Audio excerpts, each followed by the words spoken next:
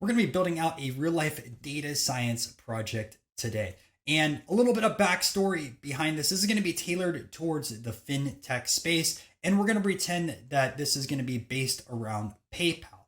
And essentially what we're going to be doing is going to be monitoring different transactions from a merchant. So imagine within our internal tool system, we download a spreadsheet and it has all the different transactions with notes from a specific merchant. Well, we hand off this spreadsheet to a risk analyst. They perform a lot of different calculations and manipulations off of this spreadsheet daily to determine if the merchant is committing fraud or should be shut down based off of risk.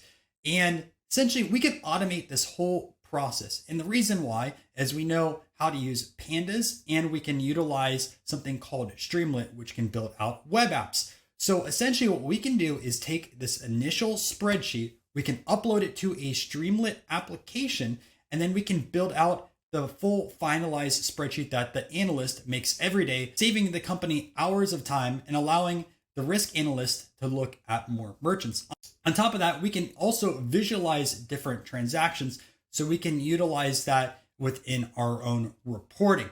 And if this sounds fun, it is. But before we do start coding, two things. Number one, if you want to subscribe to the channel, this video will take a ton of time to build out, and subscribing helps grow the channel and also shares the videos with other people within the YouTube platform. And I really appreciate it. Plus, it's 100% for free. Also, number two, I recently received Tyler Richards' book on Streamlit for data science. I've been binging this at work, and it's a phenomenal book. And I'm actually going to be utilizing some of the stuff that I learned in this book throughout this video. So make sure to check out that book. I'm not sponsored by any means, but he did send me the book for free, and I really did enjoy it.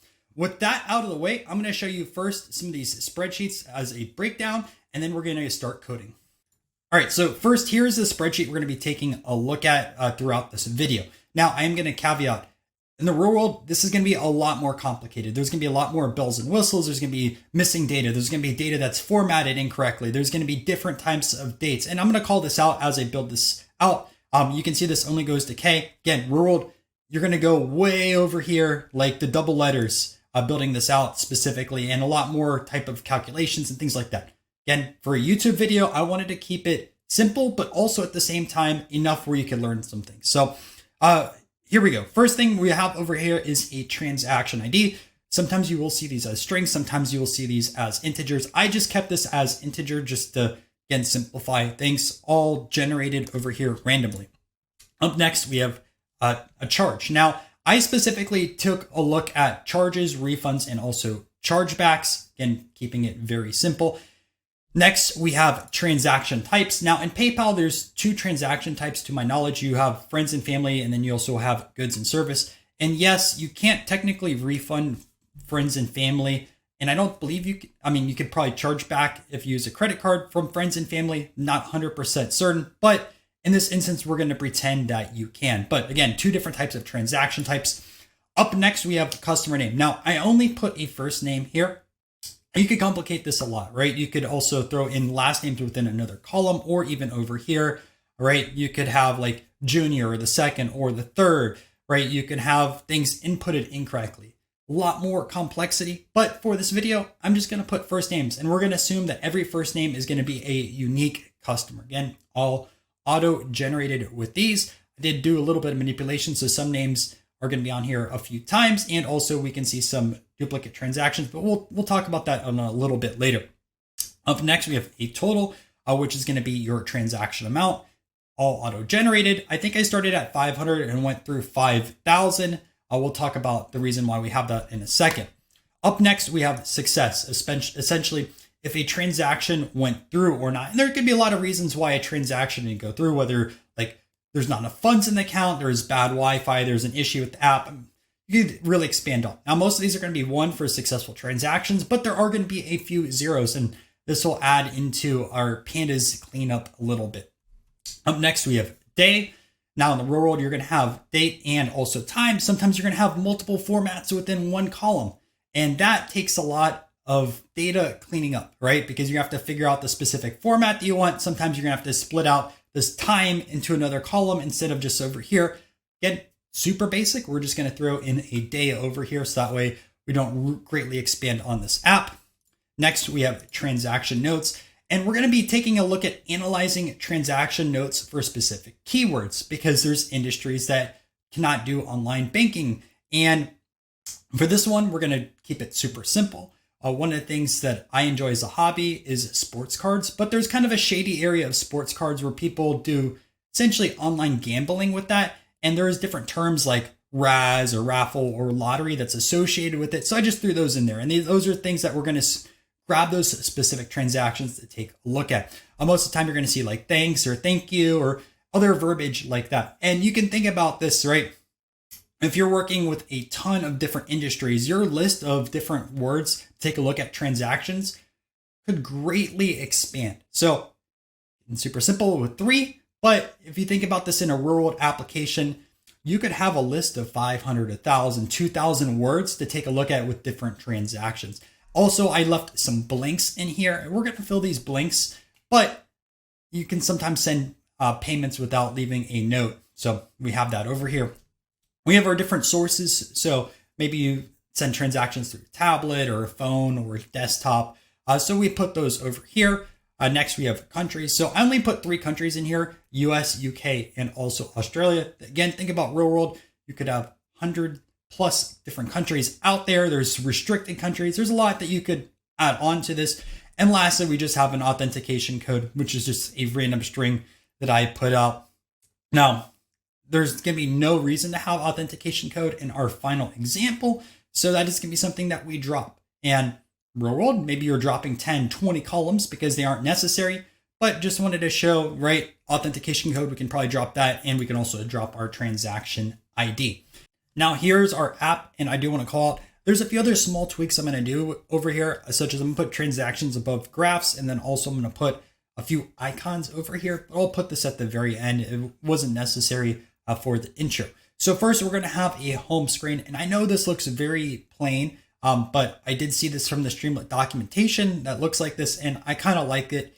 Again, feel free to expand it if you want to, but this is all you need, right? Welcome to PayPal Reviews. These 2 apps will help us review transactions for a customer. Select an app in the sidebar to get started. This app isn't working. Reach out to Ryan Nolan Data, which is my YouTube channel. Check out the YouTube video, which doesn't exist, and then check out Twitter. So I click on this link, right? And you can go check out my Twitter account, which is a hint. Like if you guys have a Twitter, make sure to follow me. We're going to greatly expand this out. And I have a lot of content I post on Twitter that I don't share on YouTube.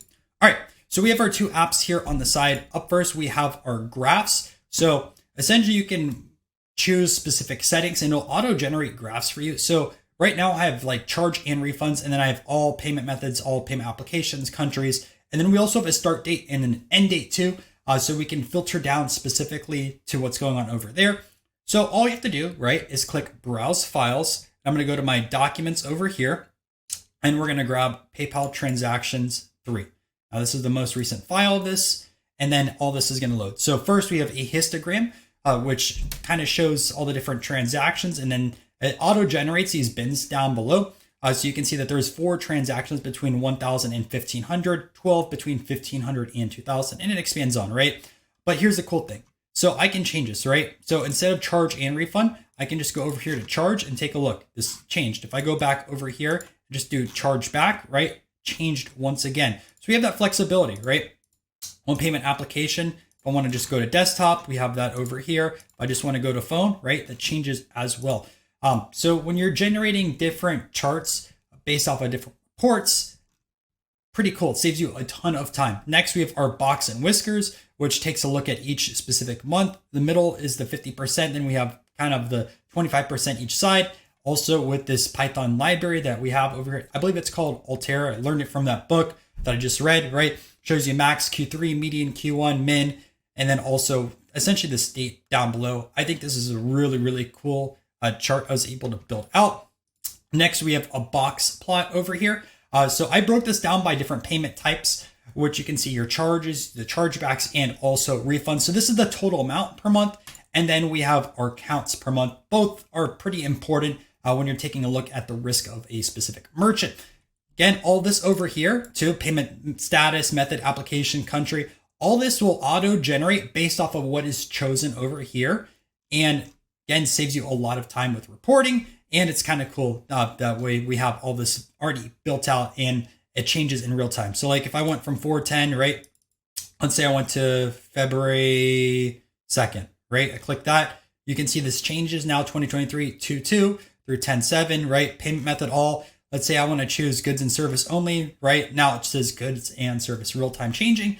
Also, if I go over here, click these three dots, you can save this. And also check this out too. You can make this full screen. So if you want to have it screenshot like this, or even take a look at it a little bit closer, you have that opportunity to do so.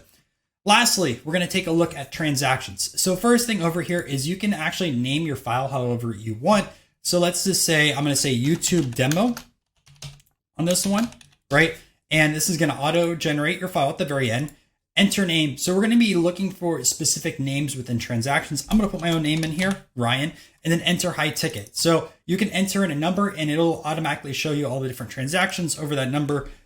It changes from merchant to merchant, but that's just something within the risk and also fintech industry to know. I'm going to put 3,500. Now browse files to upload our CSV. So PayPal transaction 3, we're going to upload this over here and take a look. 1 second, we have our download Excel worksheet. Now YouTube demo, I'm going to upload this over here, not upload it, but open it up and check this out. Now I could clean this up a little bit more and remove this over here on the side, whatever, right? I'm just going to auto format. So you can see that we have changed some of the different columns over here. We've removed some, the ID essentially, and also this authentication code. And then we reworked essentially what's going on over here. We have our total, transaction type, country, source, day, customer name, transaction notes, right? So that is our clean data specifically over here. We have our calculations. Now, some of you guys might not like this, but sometimes, right, we want to have specific formatting to this. So in this instance, right, the risk analyst wants us to have dollar amounts already associated with this when this has been built out, and percentages when we're dealing with those. Just because it takes a few extra seconds to go over here and format this in Excel, and it adds up over time, right? If you spend a minute, 2-3 minutes on each type of merchant over a day and you look at 10, that could be 30 extra minutes that is saved off. So that's why it's built out over here. I didn't want to do this on the main clean data, but I just wanted to showcase this on a few other tabs as well, just in case you do run across this. And also we have our 90 and 180 days that is based around over here. Those are two different benchmarks that you kind of see within the industry. There's two different methods you can take a look at. Normally within fintech, you take a look at like a 6-month window. It's very common to take a look at 90 and also 180 days as well. I didn't do each of the single months in here just because it would add a lot more complexity. So I just added 90 and 180 days. Up next, we have a pivot table based off of all the different names. So we have the count over here of transactions, and then we also have the sum of those transactions. Kind of cool to see a breakdown essentially with that. Then we have transaction types. So you can see over here, friends and family, good and service, right? Number of transactions, the total percent, the total over here. Our country breakdown, Australia, UK, and US. Payment notes. So as I mentioned a little bit earlier, right? Raffle, RAS, lottery, all these transactions have already been filtered out. Our high ticket, which I believe we said was 3,500, right? So anything above 3,500, and this is ordered so that the highest transactions show first, right? Cool over here. Then we have our name checker. So I made sure that my name was in here once, so you can see that it auto populated that. And then we have double transactions. So essentially we're taking a look at transactions with the same person on the same day. So like, look at this. Andrew had 2 transactions on February 4th, right? 42.85 and 21.93. Then we have Christopher who had 2, and then also Andrew who had 2, same date and also same customer name. Again, this gets very complicated once you start building out a lot more complexities with names, and if you have to deal with credit cards, and again, very complicated it can be, but I wanted to keep it basic. So this is what we are going to be building out within this video. I'm not going to save that over here, and I'm not going to save this one as well. And again, I'm going to throw in some icons over here and rearrange this. But if you are excited, let's get started coding. And there's 2 different ways that we could start coding. We could essentially start with VS Code and just build out everything there. I don't prefer that when I work with Streamlit apps. I prefer first starting off with a notebook application. So 2 that are pretty common is Google Colab and also Jupyter Notebook. Now, I'm going to be building this out essentially in Google Colab. So like, this is what I already pre-coded. And just to show you also what this VS Code looks like. And again, I'm going to take you line by line. So our VS Code over here, we have our graphs, which all this code populates the graphs that are being created. We have our transactions, which we have all this code that is generating that. And then we have our hello.py, which very, very basic. And there is that over here. So my objective, first, we're going to be building out the main section of transactions.py in Google Colab. Then we're going to go over here and start with our VS Code. We're going to build out our project over here. We're going to start off with the very basic hello.py. Then we're going to throw in all of our transactions over here and build the outside of our Streamlit application, which is essentially something like this over here. And then also our download here at the very end and putting everything to our Excel writer. And then we're going to be working on our graphs application.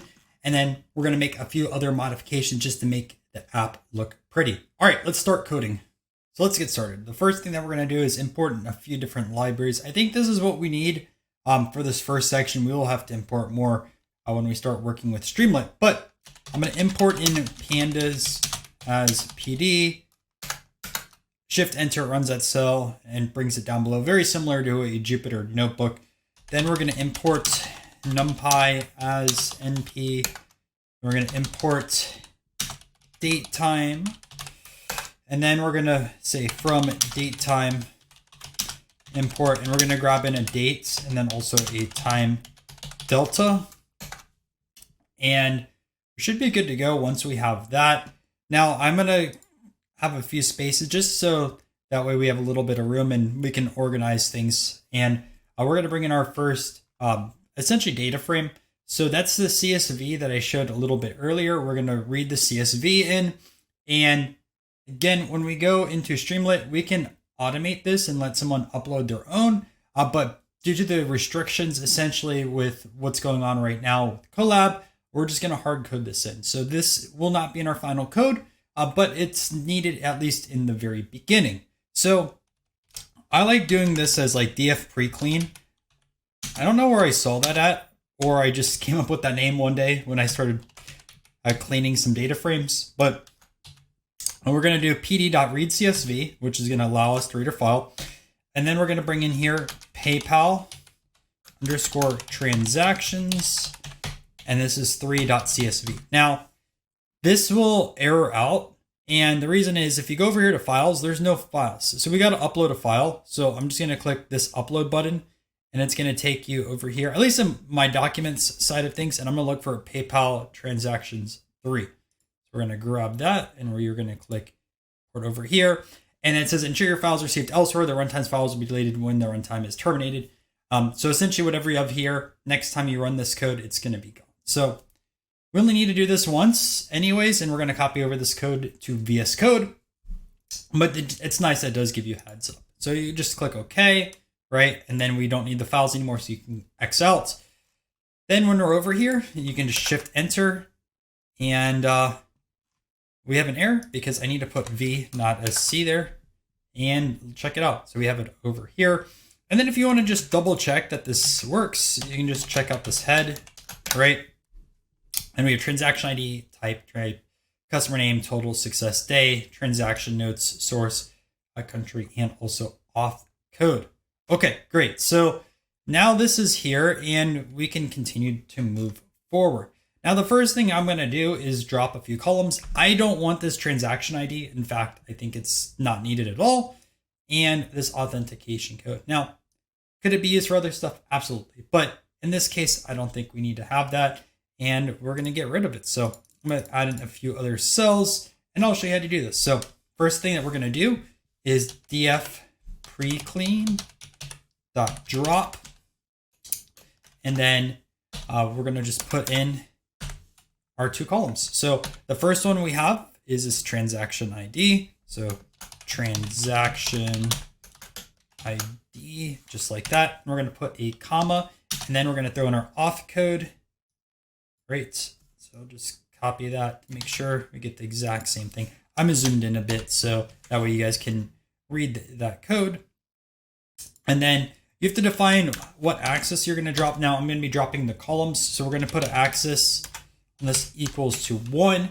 And I know it's probably best practice to say df clean 2 equals this. I'm just going to do an in place equals true, and it'll still do the same job, right? So we'll shift and enter, and then if you put df pre-clean in here again, those 2 columns are going to be now gone.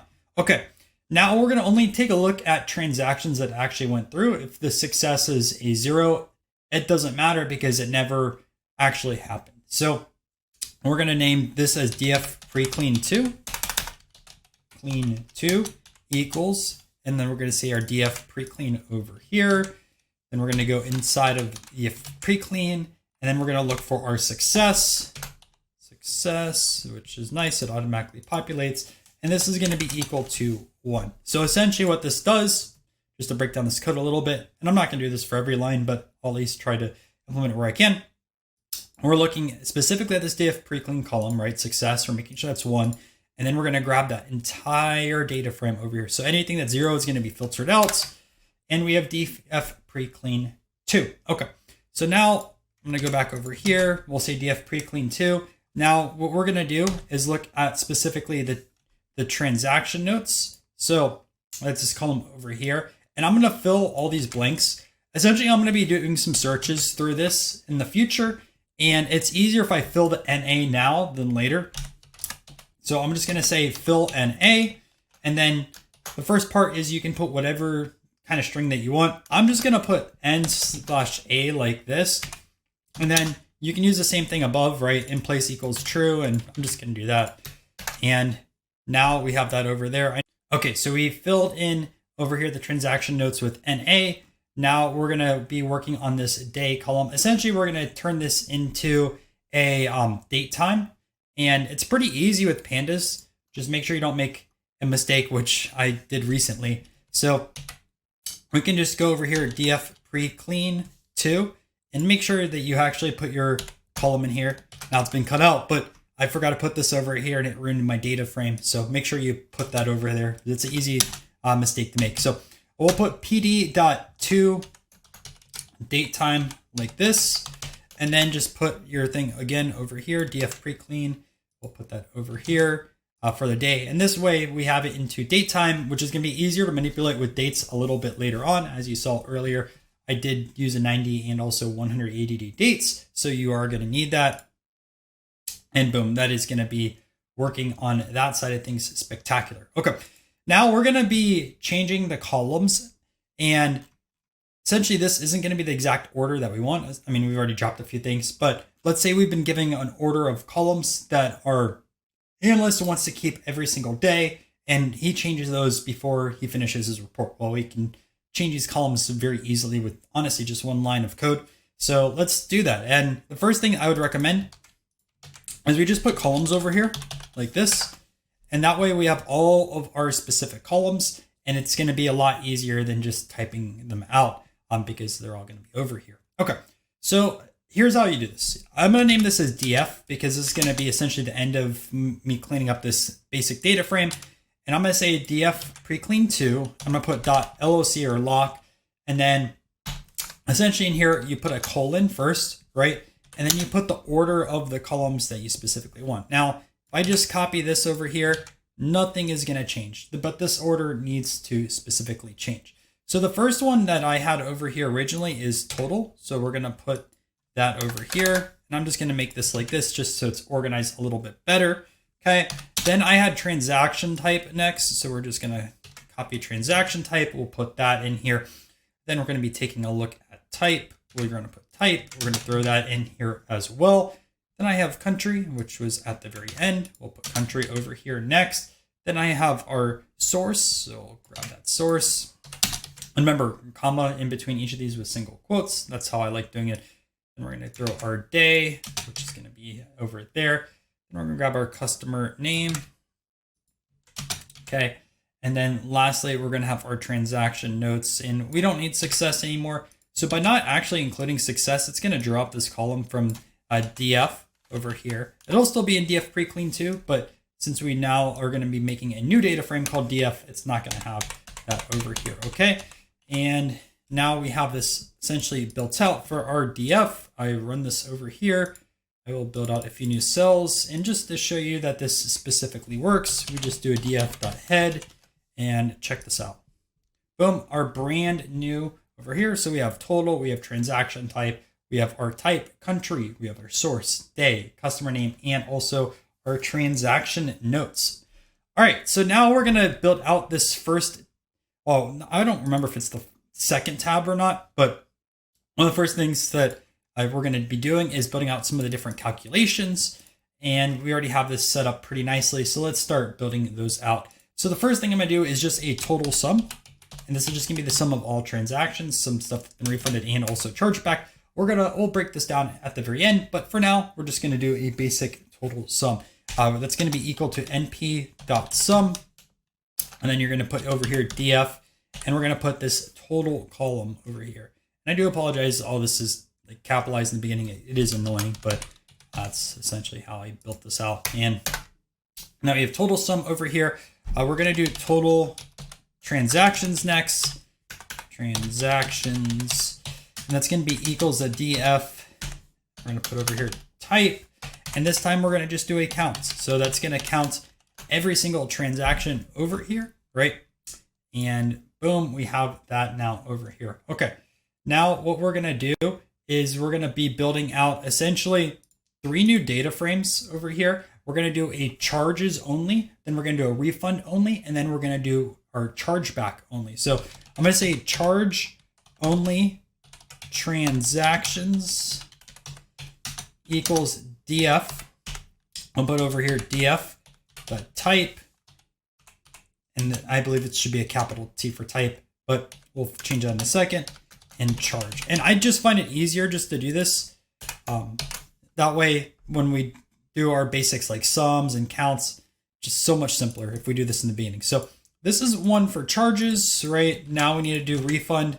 So we'll say refund only transactions. And I actually messed that up because we need to put refund over here, not this charge. Yeah, and then we put chargebacks only over here, charge back only transactions equal, and then we're going to essentially copy this and we're going to put chargeback. Okay, and then we're going to run this over here. So that builds those 3. Before I go over there though, there's a few other minor things that I need to build in over here before we do those, and I accidentally skipped these steps, so do apologize for that. First thing we're going to be taking a look at is our mean transactions, and that's going to be equal to np.mean, and we'll put over here df, and we'll put over here as well total, and that's going to find our mean. We'll throw that over here. Great. And a few other sides of things. We're going to grab our median transactions equals np.median. Same exact thing, right? df total, throw that in over here. Boom, we have our median transactions. Then we're going to have our max transactions. So we'll say max transactions equal, and then it's going to be our max on this side of things. So np.max, and then we'll just say our df total again over here. Not no, we're going to say np, right?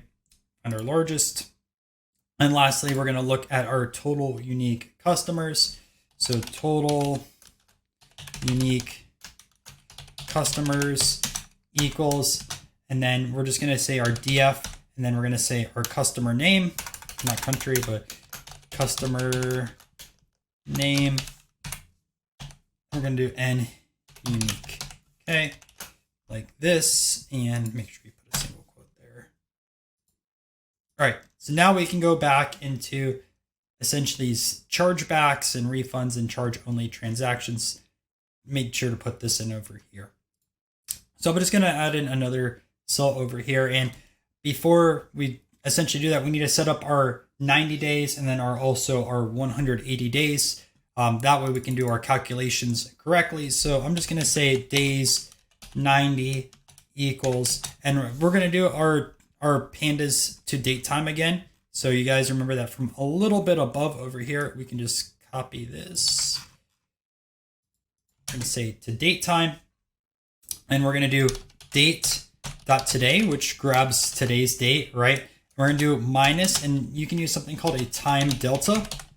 And then how easy this is, right? You say days equal 90. And essentially what this will do is take today's date minus 90 days. Once I close that out over there, and then convert this into a daytime or date time. And then we can essentially use this calculation when we are going to be comparing 90 days. So we're going to do that for 90 days. And then we're going to do this for days, and we're going to call this 180 days.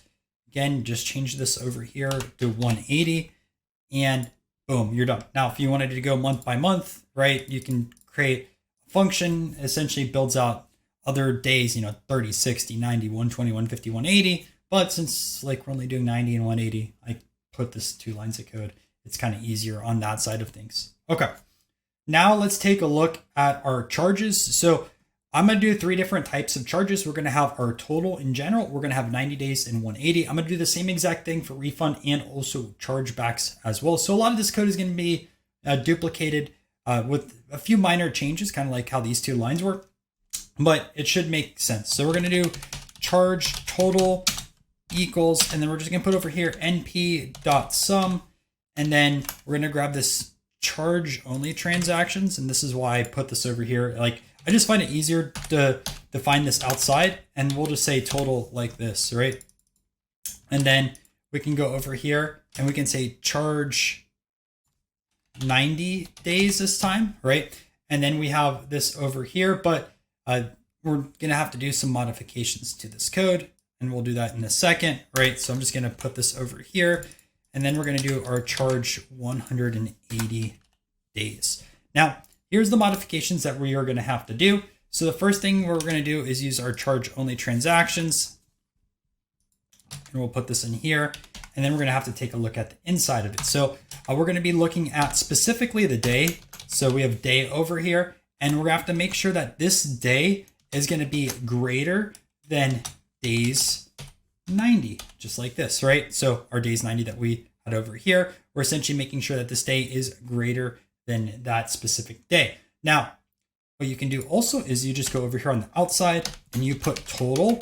And essentially what this is going to do is take the sum of whatever fits this criteria. So it looks at charge only transactions. It's making sure that the day is greater than 90, right? And then we're going to take the total for each of those and we're going to sum it, which is pretty cool. Again, much easier. You define these outside and then just run it over here. And like you saw how fast it ran, did not really slow it down. So we're going to do the same thing for a 180. And then I'm just going to run these real quick and our charges are now done. But here is the beauty of it. Since we did these 3 over here, now I can do the same thing with refunds. So I'm going to build out a few new cells, right? And you do have to be careful with this type of stuff because you can make some errors copying and pasting, but it is what it is, right? It saves you a lot amount of time by doing this. And if you have to debug, you have to debug. But that's kind of how I think about it.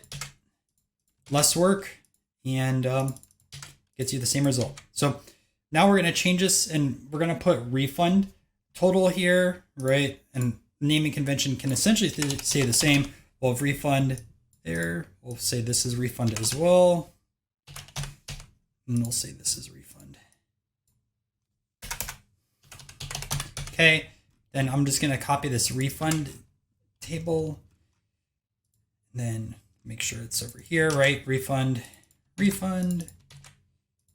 And I'm just going to do a quick look around, right? Refund total, NP sum, refund total, refund 90 days, refund there, refund 180 days, refund and refund.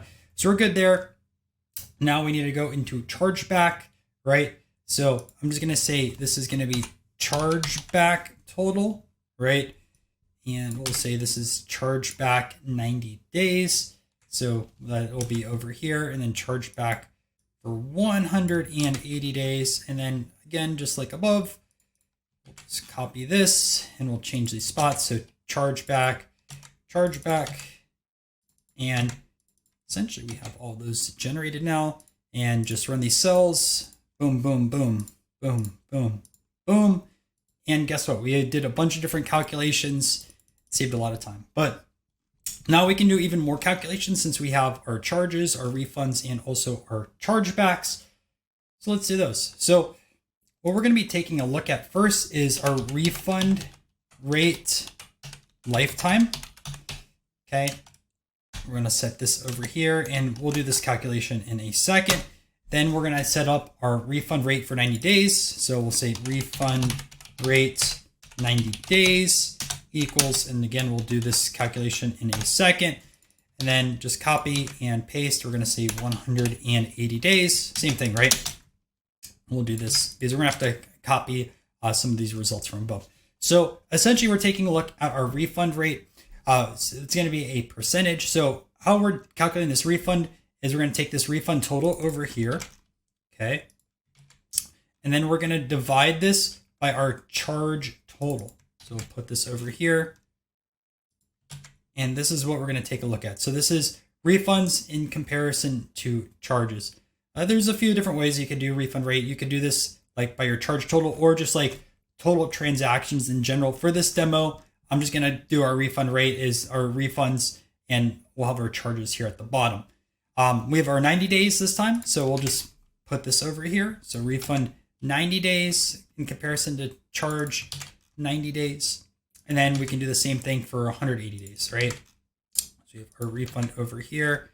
And then we have our charge 180 days. And just run these really quick. We have those. And then now we can take a look at our chargebacks. So put our code over here and we can do the same thing. And change whatever calculations you want, but we'll just do this. So this time we'll have our chargeback rate lifetime. So chargeback rate, chargeback. Okay. And now this time what we're going to do is instead of our refund total, we'll say chargeback. Then instead of refund 90 days, we'll put chargeback. And then instead of refund 180 days, we'll say chargeback. Right. And we are going to run these. Sweet. So these are all going to be in here and this will work properly. And just to call out, because this might sound a little bit confusing and I didn't explain it properly, I don't think. Normally you'll have a transaction, a normal with a charge, and then that transaction will be either refunded or charged back later. Now in my data frame, I did not do this. It would take a lot more work, but in real world, that's essentially how it works, right? You have to have a charge first before you can dispute it. Whether you dispute it as a refund with the merchant, they refund you back, or you charge back. And that's why these calculations are like that. So just not to confuse people like, wait, why are we dividing refund by charge total and there's not two transactions? That's why I just didn't build it within over here. So just to clear up any confusion on that side of things. And with that, we have a lot of our calculations already for this CSV, but we're going to build out a few different pivot tables before we finalize that, and we'll finalize it at the very end. All right, so we're going to start working on our pivot tables. Now, the first one that we're going to be working on is names. So we'll just say pivot table names. And we're going to say that's equal to pd.pivot table. Then we're going to put our data frame in here first, right? And then you have to set up your index. So we're going to say index is going to be equal to, we're going to put in here our customer name, which is customer underscore name like this. And then we're going to do an ag function because we want to have a few different calculations in here. As I showed at the beginning, we have count and also the sum. So we need to have both of those essentially in here, right? So pretty easy. What we're going to do is total first, and that's going to be our np.sum. So we'll say np.sum, put a comma, and then we're going to say our customer name, and then we're going to say that is count, and we'll rename this in a second, but this will essentially get us what we need. And then I'm going to create another over here. I'm going to say pivot table names equals, and we're just going to say dot rename. Okay. And if you ever rename columns before, it's pretty easy. We'll just say columns equal, put over here, First thing we're going to do is customer name. We're going to say that is going to be our count of total. We're going to put a comma over here. And then the other one that we had over here was total. And then we're going to say that is going to be our sum of total. So we'll put that. I'll put sum of total. And I also rearranged these, right? So count first, and then we have our sum. And lastly, we're going to rearrange these. So essentially what I'm going to do again is pivot table names like this. And then we're going to do our favorite, which we showed a little bit earlier, is our lock. And then again, semicolon first, then a comma. And then we're going to put our two new things in here. So first we want to have over here is the sum of total. We'll put that in here first. We'll put a comma, and then we'll say our count of total. And that way we have everything changed up. And assuming we have no bugs, I'll just show you what this looks like real quick, and then I'll delete this. So here we go, customer names, we have our sum, and we also have our counts over here. So that is working properly. And there's a few other calculations from here that I just want to throw in to our, there's a few other calculations I do want to use from here and put this kind of in our tab just with some good info that we need. So we'll just say like average transactions count per customer. And that's going to be equal to np.mean. And then what we're going to do is going to use our pivot table names, right? So we can just grab this again over here. And if you think about it, right, we can just grab our count of total, we'll throw over here. And that count is going to be like the average transactions per person. And we have that over here. We'll build out one more calculation for this table. I'm not going to do this with all the pivot tables because, I mean, it will take quite a lot of time. And I think you kind of get the gist of how this project is working. But we'll say average transactions sum per customer. And this is a lot harder to like calculate than some of these other pivot tables, which will literally be like 2 or 3 rows in total. So I don't think it matters as much, but I'll just put that in here. And if you want more practice, feel free to do it, right? But I am not going to do that. And I'll just put this over here. And then we're just going to change this out to sum of total. We'll run that, and then we have it. Okay. So we'll add in a few more lines of code, and we're going to keep on it going. So now we're going to look at our transaction types and just do a pivot table based off of that. So a lot of this is going to be the same for some of those tabs. So we'll say pivot table, we'll say transaction types, transaction type. I'm going to say that's equal to, we're going to just copy this pd.pivottable code. And then we're going to put, once again, our data frame in here. We're going to say our index equals, then we're going to put in over here our transaction underscore type. Then we're going to do another ag function, which I think is going to be the same essentially, right? A few minor changes, but I'm just going to copy this. So we have our ag function over here. And essentially what I'm going to do this time instead is we're going to still have our total and NP sum. I'm just going to copy this over here, and we'll put our transaction type. And this is how I originally coded it. So just going to copy exactly what I had. So we had our transaction type, our count, and then our total NP sum. Not sure I flipped it on this one, but that's how I originally did it. And then we're going to have a total percentage for each of these different types of transactions. So it's a little bit different on this time. So we're going to say over here, and we're going to say our total percent. So total percent like that. We're going to say that's equal to, and then essentially what we're going to do, put inside over here, our pivot tables transaction type. We're going to have our total like this. Well, we need to put our total in capital T because that's what we have over here. And then we're going to divide this by our total sum. Okay. And then we're going to say dot apply. And then we're going to apply some formatting to this. That's essentially what I showed a little bit earlier with some formatting already built in. So this is one version that we could do that. So just do your apply function. And then I'm just going to make sure I don't make any errors on this one, because it's easy to when you're doing some formatting. So I'll just say colon, and then that's a period, 2% like this. Throw that. Then close that with that. And then we're just going to put dot format. And that should be correct. What's it going to do is round 2% and then throw in our percentage sign at the end. And hopefully there's no bugs on that one. And just to double check, right, 38.95% and 61%. So we're looking good. Okay. So we're going to do this again and just put some extra lines of code.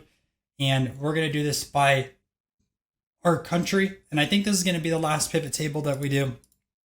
It's essentially going to be the same, like build out. I know this one was a little bit different than the last one, but I feel like it is kind of important to put our country in here to see that breakdown. So we'll put country in over here. This time we'll put country there. I think where total is going to be the same. And then total percent is going to be the same. Total divided by total sum. That apply 2% format. Should be good. And then we just have to change our name. So pivot tables transaction type. We're going to name this as pivot tables transaction country. So we'll just say transaction country like this. And it should be good. Well, actually, I do have an error here because you can see we have our transaction type still down there. So make sure it's country again. Run this. And I know that's a little tedious, but essentially Australia 1 transaction 0.6, UK 4.5, and US 94.8. So looks good there. I'm just going to grab a little bit of water. I know it's a little long video. And we will keep on going. And if you're watching this, like, feel free to take some breaks, grab snacks and stuff like this. I know it's quite a longer video, so I do appreciate you watching this. All right, so up next, we're going to be taking a look at our name search. So first thing that we're going to want to do is have this is just for the Colab. We're going to remove this before our final code and our Streamlit, but we're going to put over here, we're going to say our first name, and we're going to say that's going to be equal to Ryan. Now, again, we're going to have generate some user input, so this will be deleted, but we're just going to put this to test our code, make sure it works. So I'm going to have name final equals, and we're going to just say it's df, and inside our df, we're going to say df. We're going to have our customer name, right? And then we're going to say dot string dot contains, and then we're going to put in over here first name, and we're going to say our case is going to be false because with capitalization is a little bit different, right? And this should be good. And there should be one transaction with my name in it, and we'll just double check, right? And we have one transaction. Why this is cool is now you can search all the transactions. Essentially, one thing in like fraud and risk in general is sometimes business owners will charge their own credit card, which is a big no-no. And essentially, this app allows you to search that. So normally you would have first name, last name, and you'd search for other things too, but very basic iteration of it. And this works. So this will be in our final data frame. Cool. That is not final data frame, but our final data frame, but our XLSX Excel file here at the very end. All right. So now that is working, we're going to be taking a look at our notes. So remember that note section within that Excel spreadsheet, which I'll just show you. It's not here. So now we're going to be taking a look at our notes. So any flagged keywords that people have specifically in over there. So first thing that we're going to do is take a look at payment note. We're going to see that's going to be equal to our DF. And inside over here, we're going to see our DF. Put in here transaction notes, which thank you for populating that automatically for me. And we're going to say dot is NA equals false.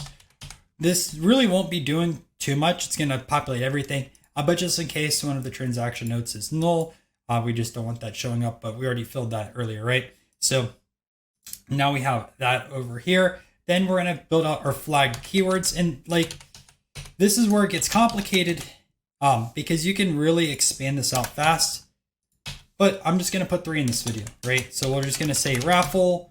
Then we put a pipe in here, which essentially allows us to search multiple things. We'll say Raz, and then we'll also put in lottery. And the nice thing is we only have to have a single quote over here. We don't really have to do a lot. So those are our flagged words. And now essentially we're going to pretty much copy this over here, right? And we'll just say this says payment note final. Notes final. We copy our transaction notes, and then we'll put our flagged words over here where it says first name, and our case is false. So again, payment note final, DF transaction notes, string contains, and if it contains any of those flagged words, which we defined above, it will show.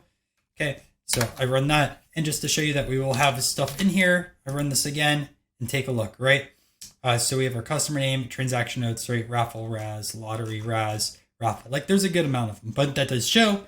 And guess what? It is working properly. We are good to go on that side of things. Now let's take a look at our high ticket. So essentially we can also search essentially if a customer has transactions over a certain amount. Sometimes within fintech in general or banking, a customer should only be able to send a certain amount, or it says, oh, our maximum transaction we send is $2,000. Well, they send 2,500, 3,000, 4,000. 2 different ways, like on its own or by splitting up transactions. So we can take a look at how we can implement that. So first thing that I am going to do specifically is going to set up a high value on this side of things. And again, with our app, we can have this dynamic, but in here, let's just have it as a basic thing. So we'll say like our high ticket val equals 3,500. I think that's a good number over here. And then this is super easy. So we can just say high ticket equals, we'll say DF, throw in here DF, and then we'll put over here total, should be capital. So we'll put total over here.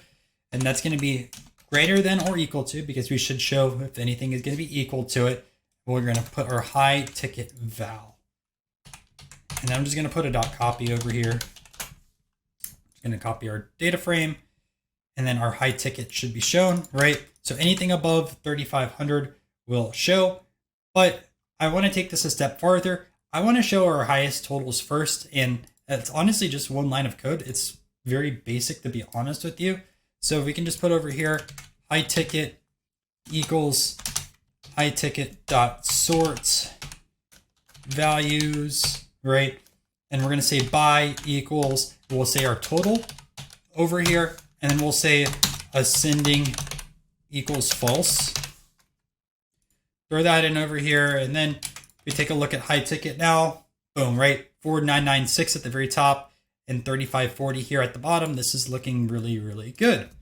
All right, so I talked about the other version of how we can search for higher transaction values slightly earlier, where I said people could split their transactions. So I'll just show high ticket again, and I'll give you an example of this. It's not going to be good over here, but like imagine if both of these customers were Benjamin, right?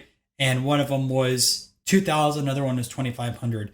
Like they would be below that 3,500 threshold, but it's above that amount, right? And sometimes that'll happen like instantaneously. So someone will send a transaction 5 minutes later.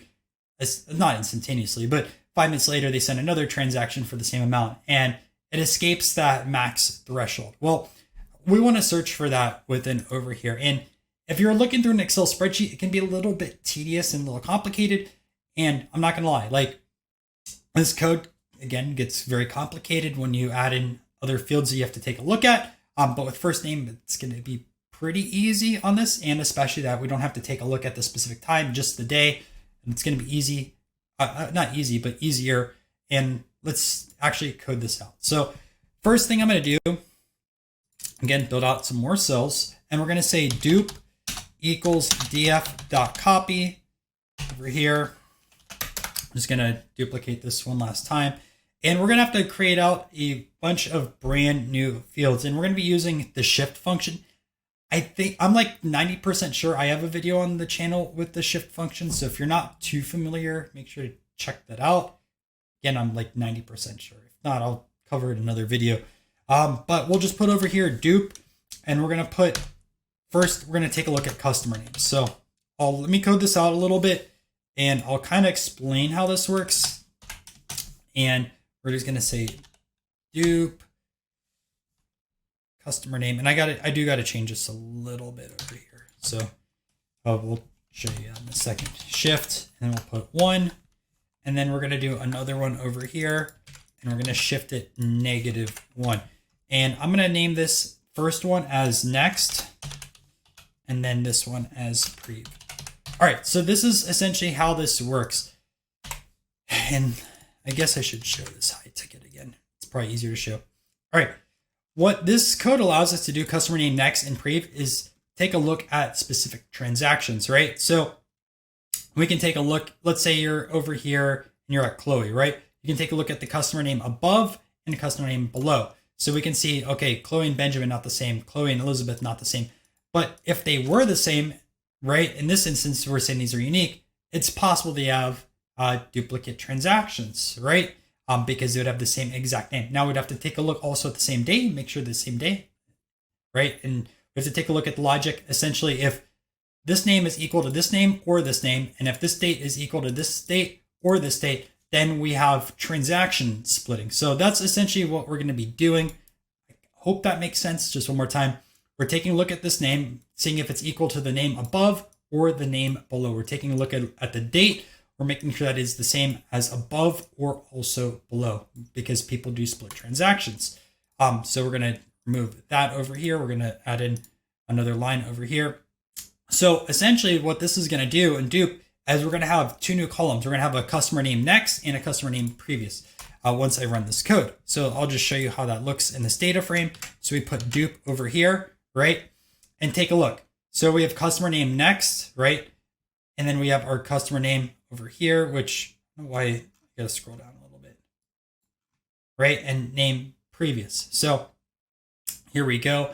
And should these be changed, right? This should technically be previous and this should be next. Yeah, but my code ends up working anyways. And I'll just make a note on it to fix it next time. But either way, like this is how this specifically works. And if we take a look at this one, right? Emily, that's different than James and Liam. So this one is good to go, not a duplicate transaction. We're going to be taking a look at the duplicate dates side of things. So I'm just going to put dupe. I'm going to put created at day here for the day side of things. Created at day. And I know it's redundant. I know it's the same exact column. Only reason why I'm doing that is originally I was going to do both day and also the time associated with it. But I decided just to do the day. Just to make the code a little bit cleaner and a little bit easier of a lesson, because I didn't want to have this too complex. And I do have an issue also.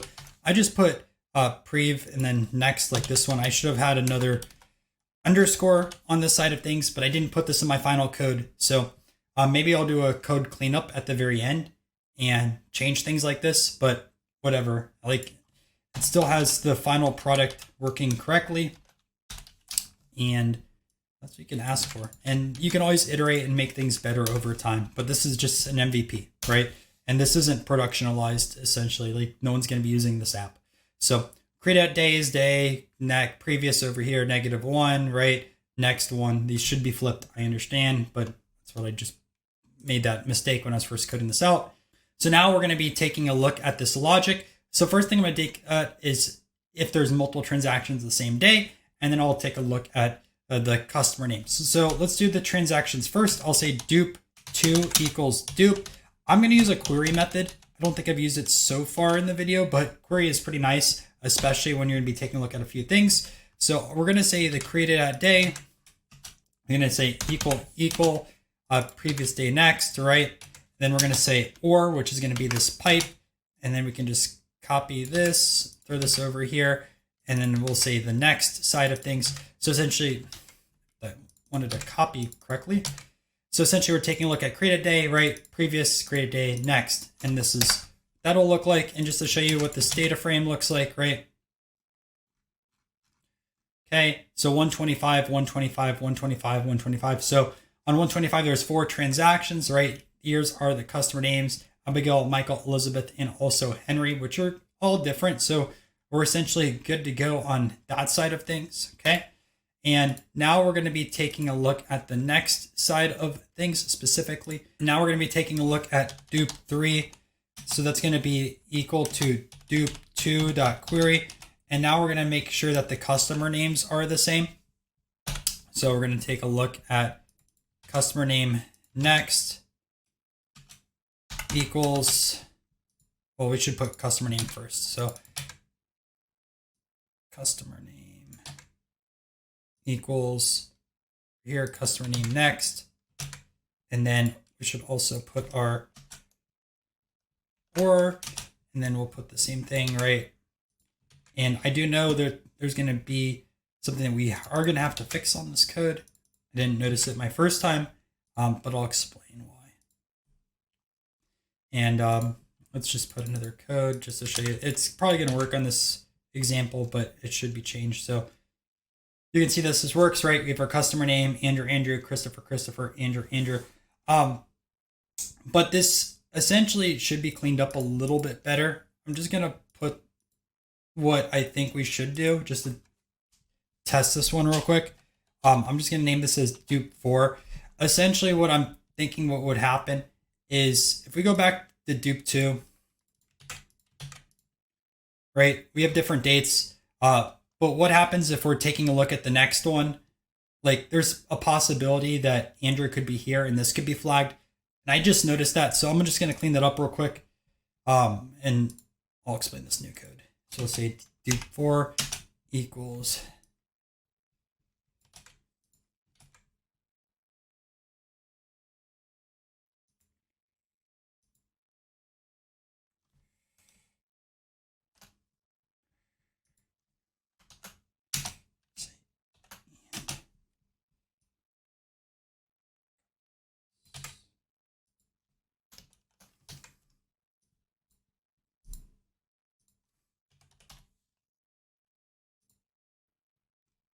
all right, so I cleaned it up. Essentially, this should be just one line.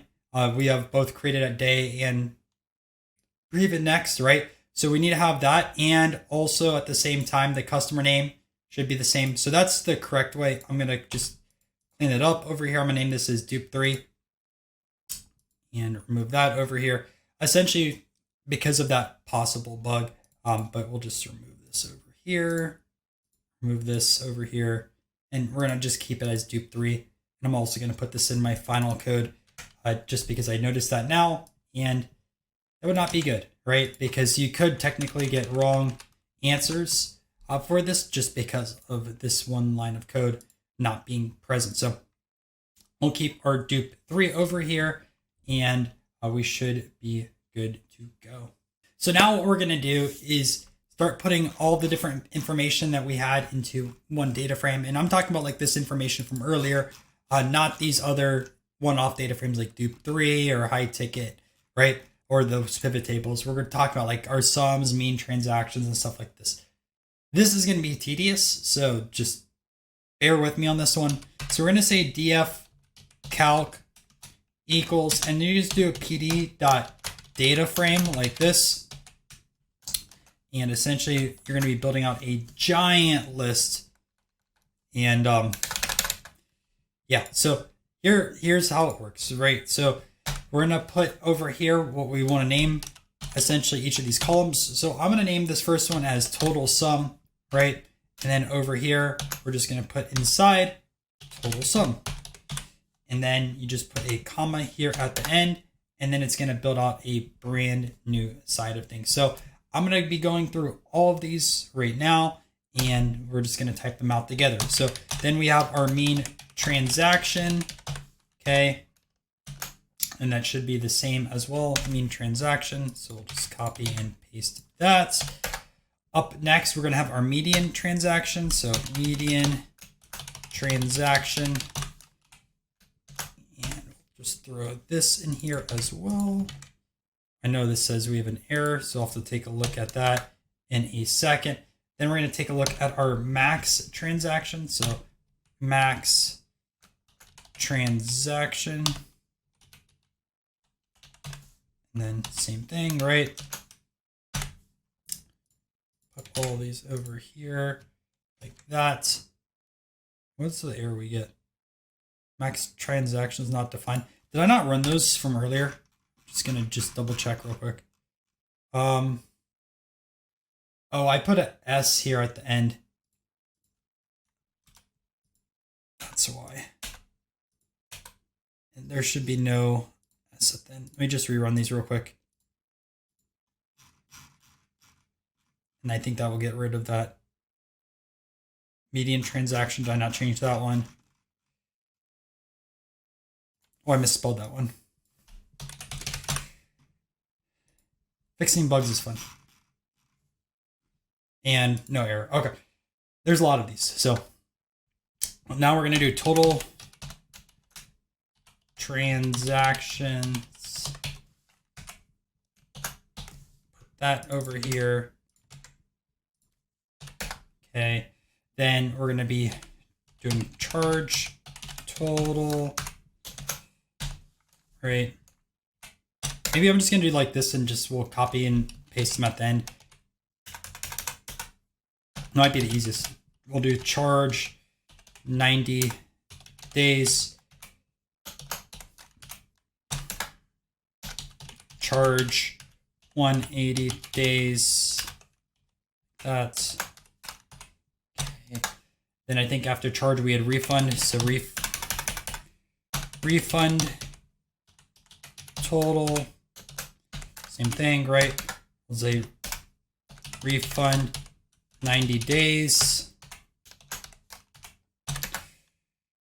Refund 180 days. Okay. Then we're going to do our chargeback total, and I'm just going to scale this down real quick. Chargeback total. Chargeback 90 days. Chargeback 180 days. As you can see, lots and lots of data. Then we're going to do some of our different rates. So essentially we have our refund rate first. So we'll have our refund rate lifetime, that over here. Then we have our refund, I think it was refund rate 90 days. Yeah, refund rate 90 days. Refund rates 180 days. Okay. Then we have over here chargeback rate lifetime. Phone is going off. Made an error over here. And chargeback rate 90 days. And I'm sure I made spelling mistakes somewhere, so that'll be fun to debug. But we'll put 180 days over here next. I think we're almost at the very end too. A few more to go. Did I mention this is tedious? And then we're going to say total unique. And then I think it's customer names.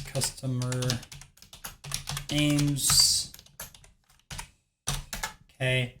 And then what we're going to do next is average.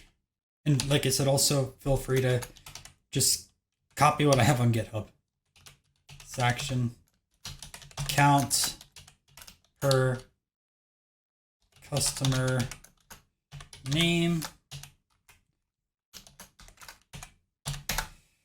Okay.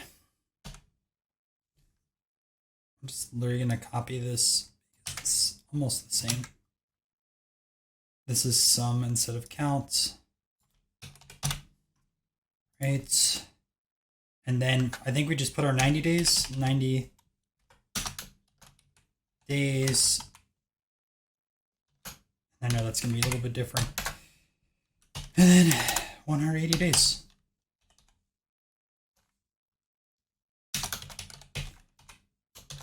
And essentially, that is this part. Oops, deleted those here at the end. All right, now we gotta essentially fill all these out. So this is days 180. This is days 90. And then everything else should be what's over here. And if we have any errors, they will populate like those from above. So hopefully no errors. We don't like errors. This thing is a beast. Throw that over here. And if you're watching this, you're a beast as well, because not the easiest here. Just the is of how tedious this is. Oh, we do have some errors. So this one's easy. This should be days 90. Total unique customer names is not working correctly. What did I name this earlier?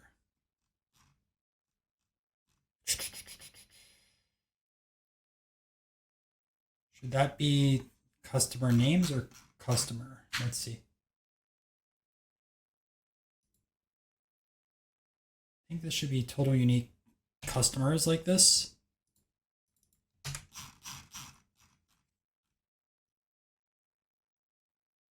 So that should fix that. And then we have these last two, which we'll check these real quick. Again, just copy my final code on GitHub, because that will be 100% correct.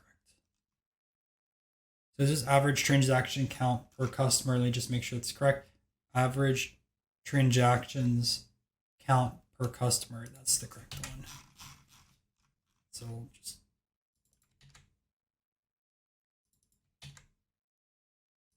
okay, and I'll just copy this last one over here.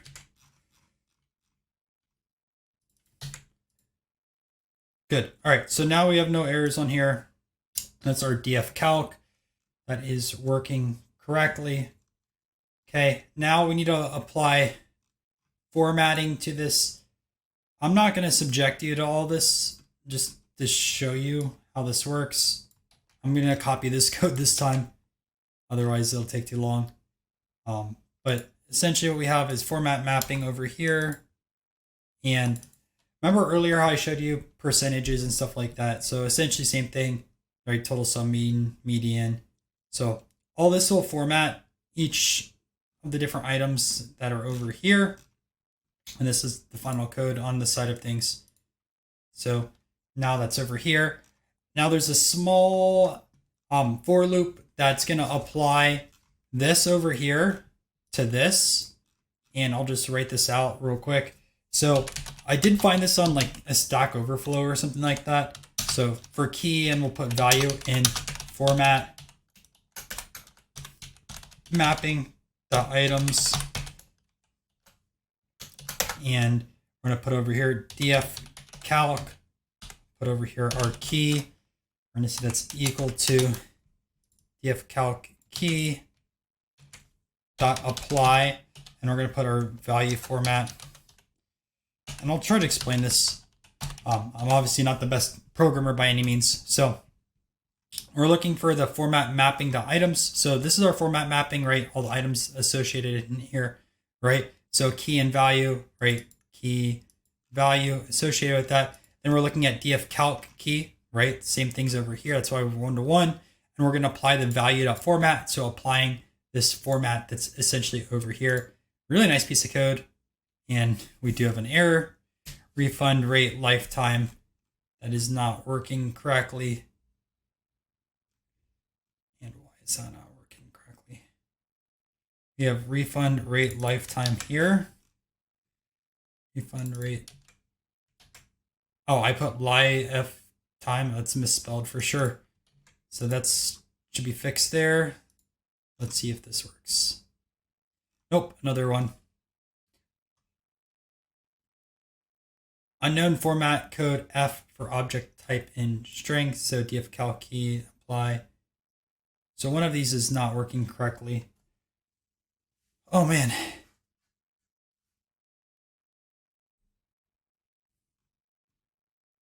Let's just go through these. So total sum, mean transaction, median transaction,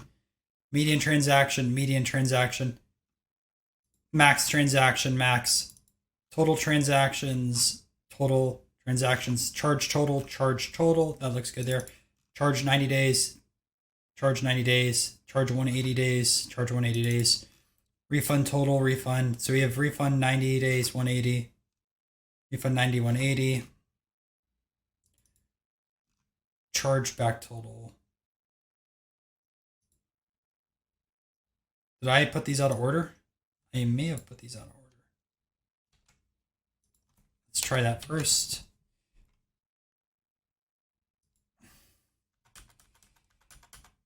So then we have our refund and chargeback rates, right?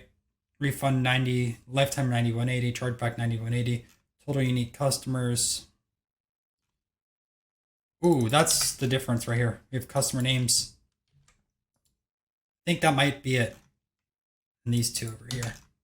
Again, I'll make sure that these are 100% correct for the final code. And I think this should be it. Oh no, we still messed it up. All right, I gotta see where this is at. We're just gonna copy these one by one.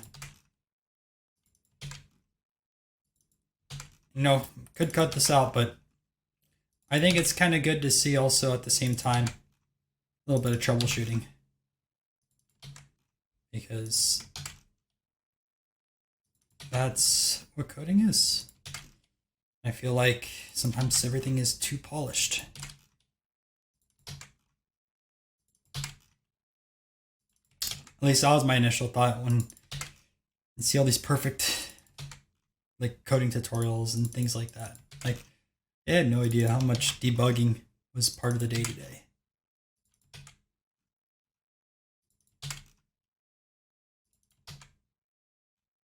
And you guys are probably watching this like laughing because probably see the error and I don't see it right now and it's annoying me.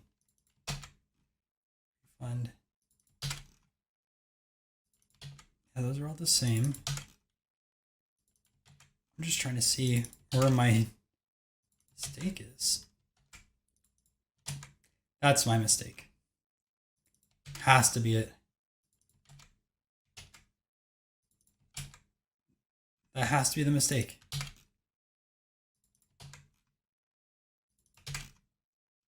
There's a few things that were changed. Nope. All right, so now we have this over here.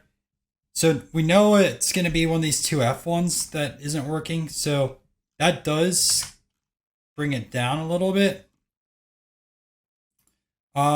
Which one? So we have total sum, mean transactions, max, charges, refunds, chargeback totals, average transaction count. Which one of these is going to be a series? So that's interesting.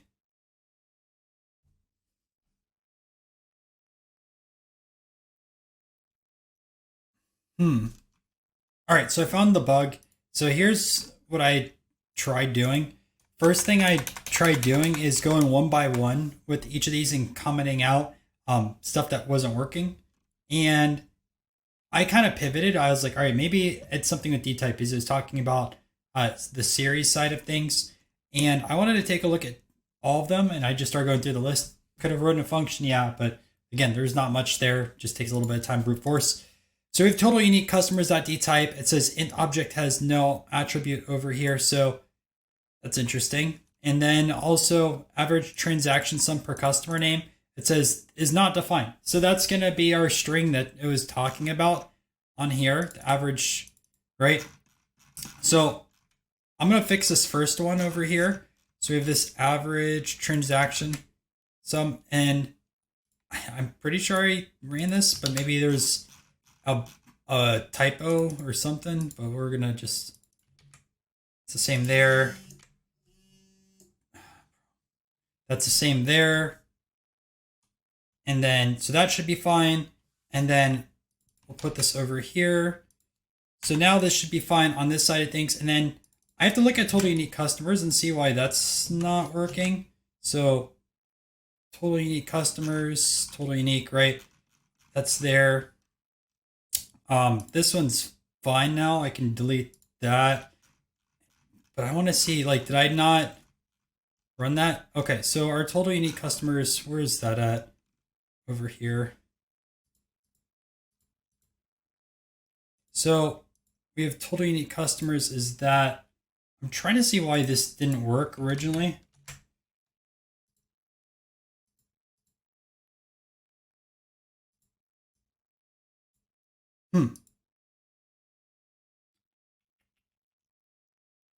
I'm gonna try to figure this out. All right, so make sure we run this over here.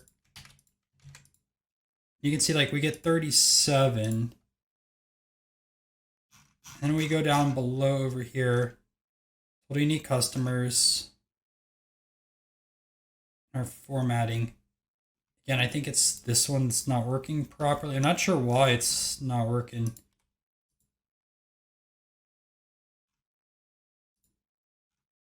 I'll try both these again. So we'll try that.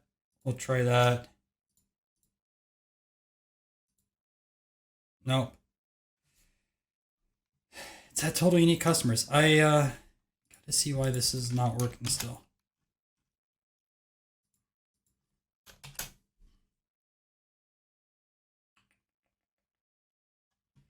But when we get rid of that, it works fine. But I'm pretty sure it's not a string. Unless,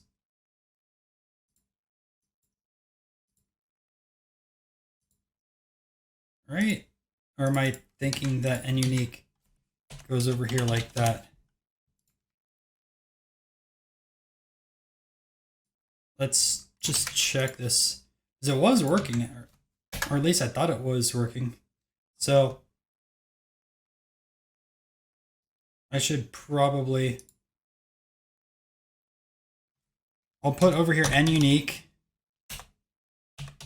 right?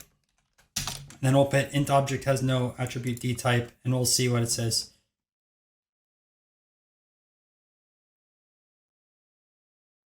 All right, so let's read this. So the error message has no attribute D type. Particularly occurs when the D type attribute integer, the D type attribute is applicable to regular Python. It seems like you might be trying to use the D type attribute in integer, something you would normally do with NumPy arrays, not with plain integers. Here's an example you might try with a NumPy array.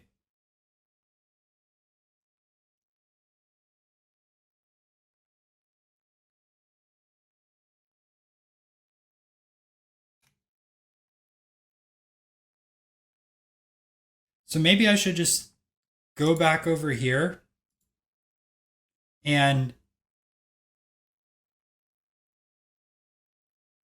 we can put this with the, when we had this over here, hold on. We had, where's that pivot table? We could just use that pivot table for our unique customers. So what we could do, let's comment this out because that's not correct. And if we go to our pivot table names, right, we already changed this. Let's get our 37 over here. And literally what we could just do, essentially, if we take a look at this again, I'm pretty sure we still have, oops.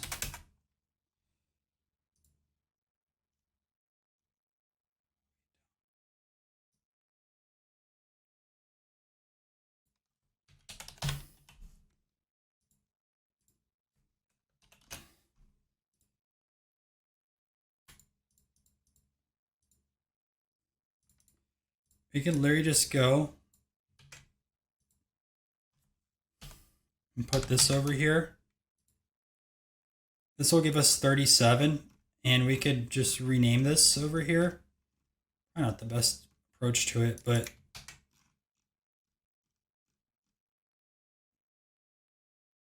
put this here. I think this is going to solve it. And I'll have to change my final code too, but with total unique customers here, and let's remove this over here. Okay. That runs again. That runs again. Cross your fingers. And that runs again. So we are looking really good on this side of things. And essentially now we're almost ready to throw this into Streamlit. I'm going to clean up the code a little bit one more time, and then we're going to jump into VS Code. All right, so we're kind of like part 2 of this video now, and we're going to start building out the different Streamlit pages. So the bulk of the code that we just wrote is just going to be one of the pages. We're going to build out 3. We're going to start with like a welcome page. Now, for this example, I essentially copied what was in the Streamlit docs. They have this over here. It says create a multi-page app. This is what I first read, and I took a look at the documentation, right? And welcome to Streamlit, choose a demo, and essentially built out a hello.py. So like you can see this over here is welcome to Streamlit, right? Talks about this, want to learn more complex demos. And like if you go back over here, right, this is essentially kind of like a stripped down version of it, to be honest with you. But I have this over here. I have graphs, transactions, which you see over here how these have icons. I'll show you how to do that too and change the order. But essentially that's what I'm going to build out, right? So let's start doing this. Now I'm going to shift over to VS Code, which is a little bit different of an editor. And like I said, this is my old one over here. Let's essentially build this out. So first thing I'm going to do, and what I recommend, is you build a new folder in your VS Code for just Streamlit projects. This is something that I learned also in the app. And that's something that I essentially learned in that book I mentioned a little bit earlier, Streamlit for Data Science. So build out your Streamlit folder and then build out each of your apps in there. And it's good management in general just to do this. I got lazy when I first started building my Streamlit apps and just had a lot of just random Python files all over the place. So make sure you're organized, right? So Streamlit projects, I named it like that. Essentially, you can build a new folder over here and then build a new folder underneath it. So just to show you like how I'm going to build a brand new folder, right? I'm just going to click this icon after I built this Streamlit projects. And I'm just going to say like transactions. We'll say like 2 for this one. And you can see that there's nothing on here. So first thing I'm going to do now is I'm going to create my hello.py. So this needs to be directly inside the folder, but we're still going to have a pages folder inside of it. So just to show you how I'm there, right? I make sure I click on transactions too. I'm going to go over here and I'm just going to say hello.py.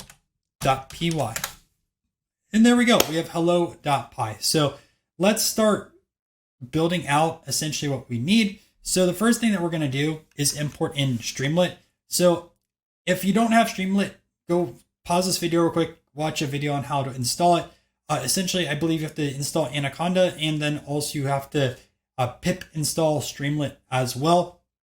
And that's how you can get this working on your own computer. It's probably a little bit different between Macs and also Windows, the setup, but make sure that you have that installed. So we're going to just import Streamlit as ST. Okay. Oh, I did not copy anything over. So Streamlit as ST. Okay. Now we have that over here. Again, no issues at all, just because this is already working correctly. And let's set things up. So the first thing I'm going to do is st.set page config, and you can see already populates over here, which is really nice. And then you can see over here, right, it says page title and icon and different things like that. Again, I'm just going to essentially replicate what was in that documentation. So we're going to say this over here is welcome to PayPal transactions, right? We'll put a comma here at the very end, and then we're going to do a page icon. So we'll say page icon equals, and then essentially I'm just going to copy what was over here. And that was just like a hand wave. So we have that over here. And we now have our page configuration set up. Okay, now we need to write something on the page. So we can just do this .st.write. And there's, I believe, 5 different styles that you could write in, if I remember correctly. And we're going to make this into a title. So what you have to do for a title is put a hashtag, or also known as a pound sign. And I'm going to say, welcome to PayPal risk reviews, like this.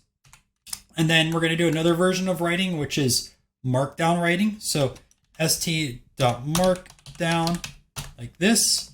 Now, normally, when you have triple quotes, that's like a comma, or not comma, but like comments out code within Python. But in Streamlit, this is kind of common. So like when you're building out your apps and you put 3 over here like this, it'll sometimes show up in your apps. It's kind of weird, but it's just how it's built out. I'm just gonna say these 2 apps help review possible fraud, right? Or something like that. And then we'll say select an app from the sidebar to start, right? I'm just going to copy over this emoji that I saw. Again, you can just put this over here. And I think the emojis do add a little bit of an element and make the apps do look a little bit nicer. And I'll just say, if the app doesn't work, hit up Ryan Nolan Data. Okay, now I'm going to build out these next section, which if we go back over to this original working app, right, you see how this is another header over here. I'm going to build that up, right? So just go back over here and say, want to learn more, comma, check out the, and then this is going to be like, if you're familiar with HTML and how there's the clickable link. So this is going to be our clickable link. So I'm just going to say YouTube video. And now since I don't have this YouTube video out yet, since I'm literally recording right now, I'm just going to put a pound sign in here, right? So now we have that. And lastly, I'm going to say, check out his Twitter. And when this is finally done, I'm going to put in a lot more links. I'll put my Twitter, my LinkedIn, different things like that, which follow me on Twitter, check me out on LinkedIn. But I'll just put my Twitter link over here, right? So I'll just put HTTPS, and then I'll put twitter.com/ I'll put Ryan Nolan Data. Okay, now we have our thing over here, and then you can just save this, right? And now, essentially what this is going to look like is this over here. And I'll run this at the very end once we build out each of the pages, and we'll troubleshoot if there's any bugs. But you have just built out your home page. And to test out if your home page is working correctly, you're going to have to do Streamlit, run, and then you go into your thing over here. So like if I was going to do this, I'd go into transactions 2/hello.py. And that might work. You might get an error. Now, the reason why you might get an error is if your Streamlit wasn't configured correctly. I have that error on my side of things, but I'm not going to spend hours debugging it. So how I have to do it is I have to do Python M and then do the same thing. So Streamlit run, and then I'll do transactions 2/hello.py. And I'm not going to run that yet. We'll run it once we build out a few other apps, just so that way we have the working version over here first. But that's essentially how you would want to do it on your own version of VS Code. All right, so now we're going to build out these other 2 additional pages. And the reason why we were going to have these underneath over here is this hello will be our main page, and then these 2 will be underneath it and just in the order side of things. And it's kind of how the Streamlit documentation works. So we're going to have to build another folder. So essentially you click in your folder over here and you say a new folder, and you have to name it pages. I just have it as lowercase like this. I think that's the proper way to do it. If there's a different way, just let me know. Okay, so now we have pages over here, and now we can build out our Python files. So I'm going to start off with this transactions one. So I'm going to click over here, make sure you're in that specific folder. And then I'm going to say transactions.py. Okay. And now we have this over here. And the first thing that you're going to do is you're going to have to go over and paste all of your code into this specific file. So let's go over to our Google Colab.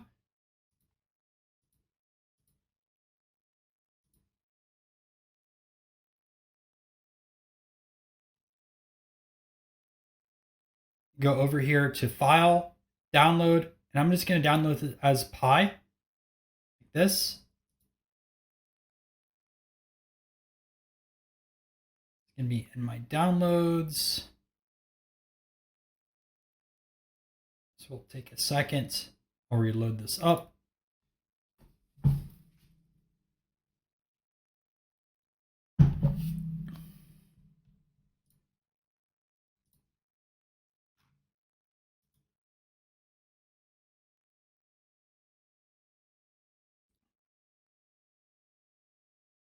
And I'm going to click Open with Visual Studio Code. Click Open, and we have all of our code that we just specifically wrote. And this is going to just be called Untitled over here. Okay. Then what I'm going to do is just Control A and copy all this code over to your transactions, which is going to be this one over here. So now that I've copied it all over, I can delete this. Over here, you can delete it also in your files because this is now in your transactions. And I would recommend saving this. I'm going to remove all this over here because I don't need that. And I'm going to start tidying up the code. So first thing I'm going to do is just make these libraries right next to each other, right? And I'm going to import in a few other libraries. So the first library that I'm going to be importing in is we're going to be importing in Streamlit. So import Streamlit as ST, and it's just very common to see it as ST in general, so that you have that over here. The next thing that I'm going to import in is something called XLSX writer. You might have to pip install it. Super easy, right? Just go to command, just do pip install XLSX writer. Sometimes your machine may make you do pip 3 install or the Python -m and then pip 3 or pip install. Again, however you download your packages for Python, make sure you do that. So import XLSX writer. And then lastly, we're going to import in IO. And these are going to allow us to make manipulations over here within our data frame and download this as an XLSX file. So now we're going to be going over and recreating what I have over here in this transactions, the file name, enter high ticket, upload CSV. And I should also have a title in here. I'll add in a title, and we're going to make things a little bit neater at the very end, especially with these icons over here, which I've probably mentioned like 4 or 5 times. But we're just going to build out MVP first, and then we'll tidy it up. Okay, promise you on that side of things. So let's do that. So the first thing that we're going to do is have our file name, which was at the very top. So I'm just going to name this as file name. We're going to say that's equal to, and then we're going to say st.text input, which is going to have input from a user, right? And then now we need to name this. So we're going to name this as file name. And then we're going to say our key equals, and we'll say file name over here. Okay. Now the next thing that we're going to do is have our first name. So we're going to say first name equals st.text input once again.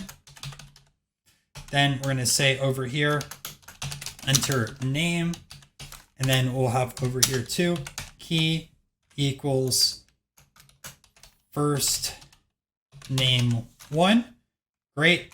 Now we need to have our high ticket. So we'll just put over here, high ticket equals, and we're going to put st.number input. Well, I think I had it as high ticket string in my final version.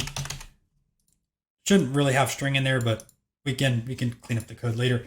But we have st.number input, and then we can put over here, enter high ticket.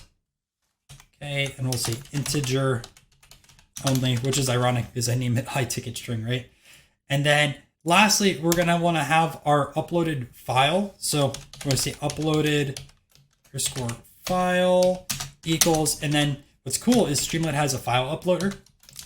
And I'll show you in another video, but you can actually upload multiple CSVs pretty easily and then combine them, which can save you a ton of time, right?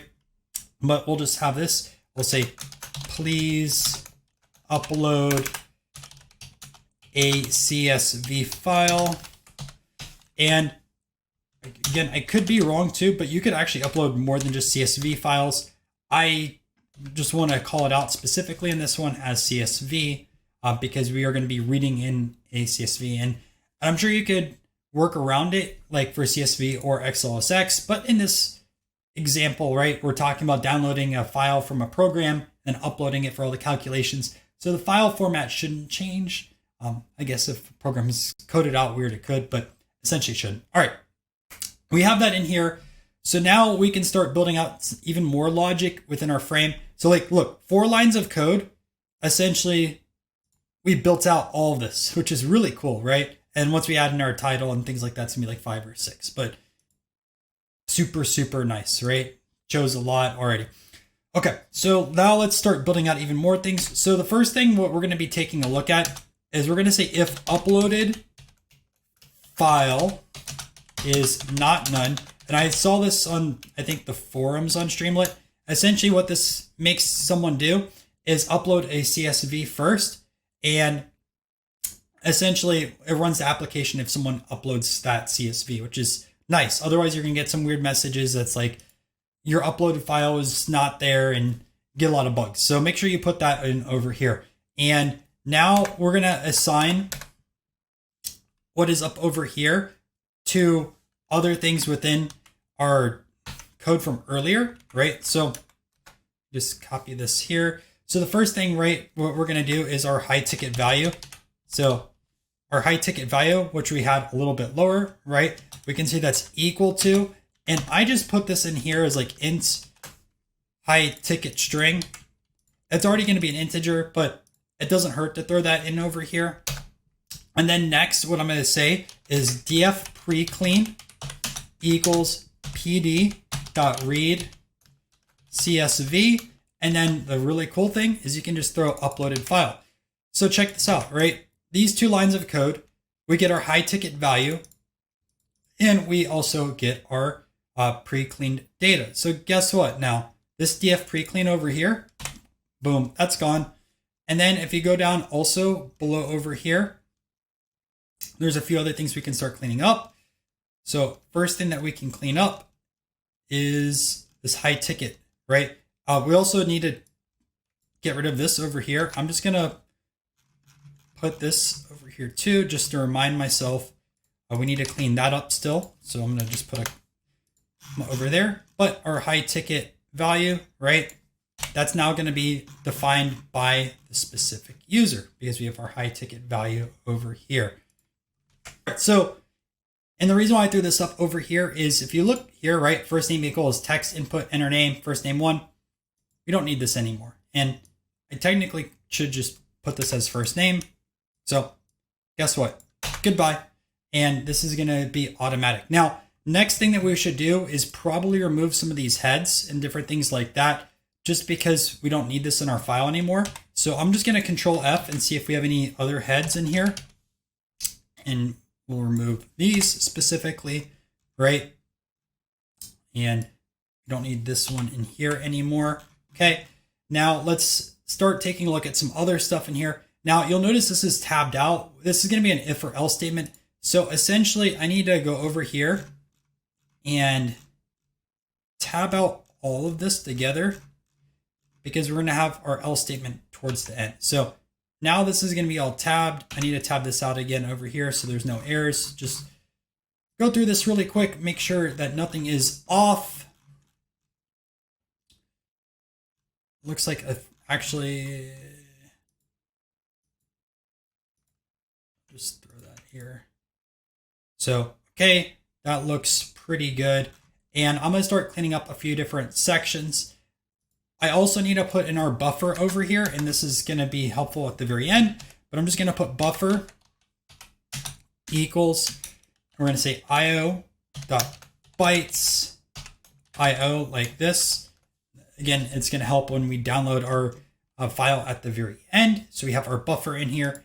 Next, I'm going to just start cleaning up our data because we had it in a notebook version. I think it's going to look a lot nicer if we have it like this. We don't need our columns anymore. So that doesn't need for here. We're going to clean that up. Then we're going to clean up our transactions. So I like bunching things together. So we have like total sum, total transactions, and we have like mean, median, max over here. So that's going to be like that. I think we got rid of this total unique customers, or we commented it out originally. I think so. Or did I put that somewhere else? Oh, I accidentally deleted it from here. So I'm going to just go back over here into our thing. Yeah, I'm like pretty sure I accidentally deleted that. It's been funny. All right. I deleted the wrong one. So we don't need this total unique customers anymore because that was giving us our bug. And yeah, I know I need to leave a lot more comments on here. I'm going to do it again for the final version. So then we have our charge refunds, chargeback only, right? Then we have our days, 90 and 180, and some more spacing. We have our charges, right? So clean that up, clean up our refunds. Clean up makes everything easy, but I'm sure you guys don't want to see me just leaving comments this entire time. That'd be a waste of your time, right? And we have refund rates over here. So just clean this up because otherwise it gets messy, and when you want to debug, it's not the best. So, well, I guess I actually put this right over here. So average sum transactions. That was from pivot table names, so we don't need that there. Okay. For some of these, we have our name, right? First name, which we talked about over here. Payment notes, talked about that. So, and you can make, like, if you wanted to, you have a text box over there with payment note names, and you can search directly through there, but I don't recommend that. Then we have our high ticket, which is together. And we have our dupe, which it's already a little bit closer together, so I'm sure that's good. Flagged words, that should be together. It should all be together there. Name final. Our dupes, I'm just going to label it like that. Don't need this D type anymore because we figured that out. Make sure that doesn't have an issue. Although we can make this a lot more readable, essentially, but it's fine. We have all this over here. We have all this formatting mapping. All right, so we're in a pretty good spot, right? We have about 150 lines of code, but there's still more that we need to do. So now we need to essentially build out our Excel file at the very end. So show you how to do that. Just go over here. So the first thing that we're going to do is put with. We're going to say pd.excelwriter. Now, we called this a little bit earlier. We're going to first put in our buffer. So we call this at the very beginning. And then you're going to say engine equals XLSX writer. Okay. And then we're going to put over here as writer. And this is something that I learned on Stack Overflow. I literally researched this, and this was such an easy method once you execute it properly. So now we're going to say df.toExcel, and what we're doing is going to write each of the different data frames that we want in our final Excel file. So there's quite a lot of them, and I'm just going to write out each one. So first thing that you're going to put over here is writer. So you need to put our writer on that side of things, and then you have to name your sheet name. So we're going to say sheet name like this equals, and I'm just going to say this is called clean data. Clean data. Okay. And we're going to just go through the list, right? So I'm just going to copy this quite a lot, to be honest with you.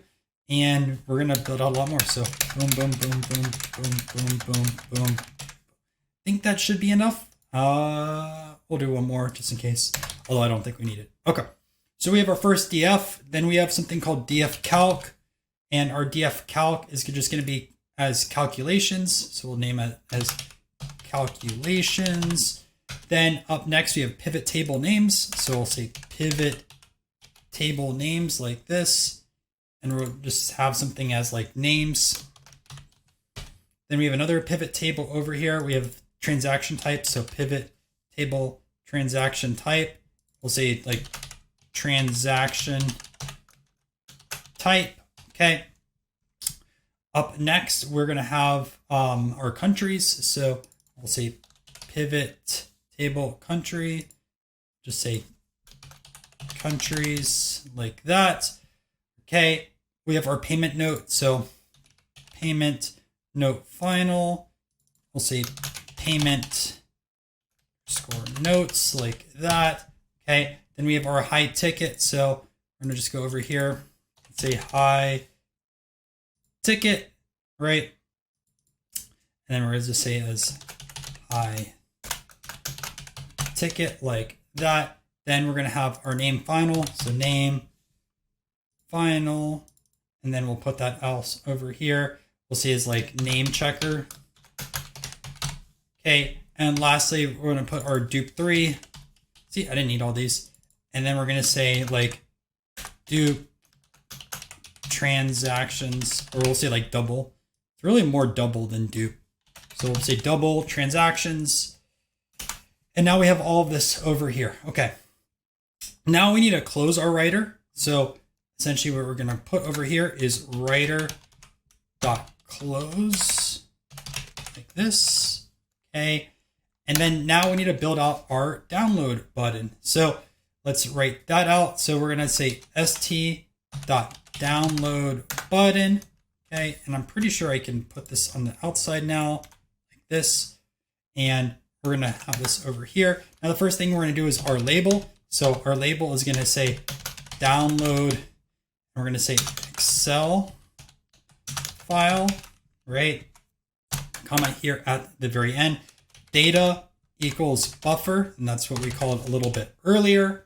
Okay, now we're gonna do a file name. Now what's kind of cool is we can actually have dynamic file names, and we put this at the very beginning, right? So if you remember this file name dot text input file name and then file name over there, well, we can use this, but we're gonna have to use a session state variable, and that's a whole discussion for another side of things, but just follow through, right? So we're gonna say file name equals, then you're going to put your F over here.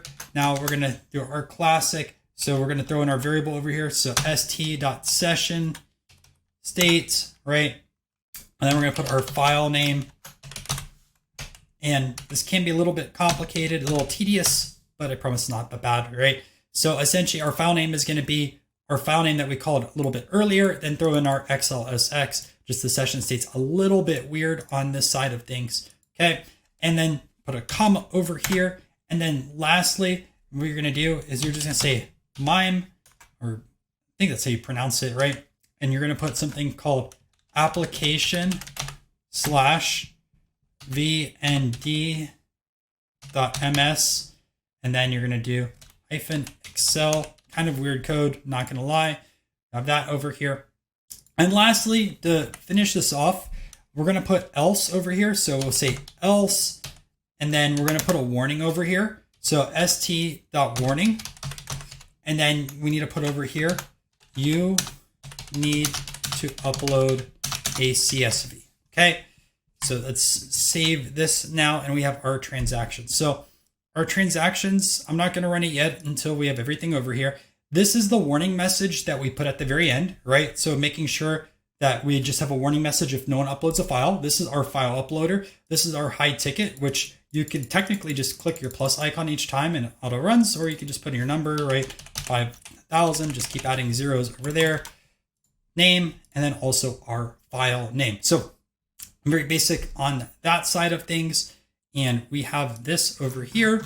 Again, I'm going to double check the code before I finalize this and put it on GitHub. but we have this side of things. All right, now we need to build out our graphs Python file. So I'll show you how to do that shortly. All right, so now we're gonna work on our graphs. So again, just go make sure you're in Pages. We're gonna create a new file. We're gonna call it as graphs.py.